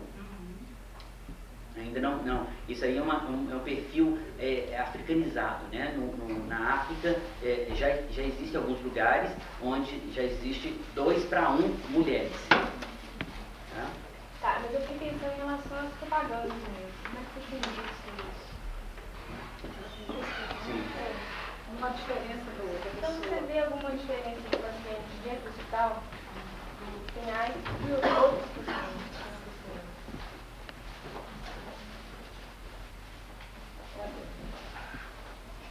Eu não sei te dizer se há uma diferença, mas um marcador forte dentro do hospital público, dentro do nosso hospital, é a pobreza. Então, o paciente de tuberculose também, sem AIDS, e que a gente vai visitar em casa, a gente faz a DT tuberculose também, e que chega na suposta casa. Ele mora em um barraco que tem uma porta, não tem a parede do fundo, tem as laterais, e que dorme em cima de um monte de entulho, com um colchão molhado, cozinha numa lata, não tem mais nada. E essa pessoa é uma pessoa negra, de raça, negra, bem negra, né? Quer dizer, tem mais negro, menos negro, não quer dizer assim, né? Bem definido isso. Você olha para essa pessoa e essa pessoa te pede, além da atenção que o serviço está dando, além dos medicamentos, ela te pede, ela cobra um débito social que é secular, dói, é duro, nessa hora eu não vejo diferença não. Porque o outro, que está vivendo com AIDS, também está nas mesmas condições. É difícil para mim, eu tenho uma inserção social, comunitária forte. Eu tenho um viés da militância muito forte. Me dói, né? No caso, está vendo brasileiros, quando você fala, o que é que está acontecendo com mulheres? O que é? O que é da construção do imaginário feminino, da nossa mulher, de nós enquanto mulheres? Aquilo tudo que eu coloquei, a questão da quem é a cuidadora, é a mãe ou a irmã? Cadê os homens da relação de cuidado? Então tem muita coisa, né, que eu pontuei, que eu não falei dela, que esbarra nessas questões e que eu acho que merece um outro seminário para discussão. Tá?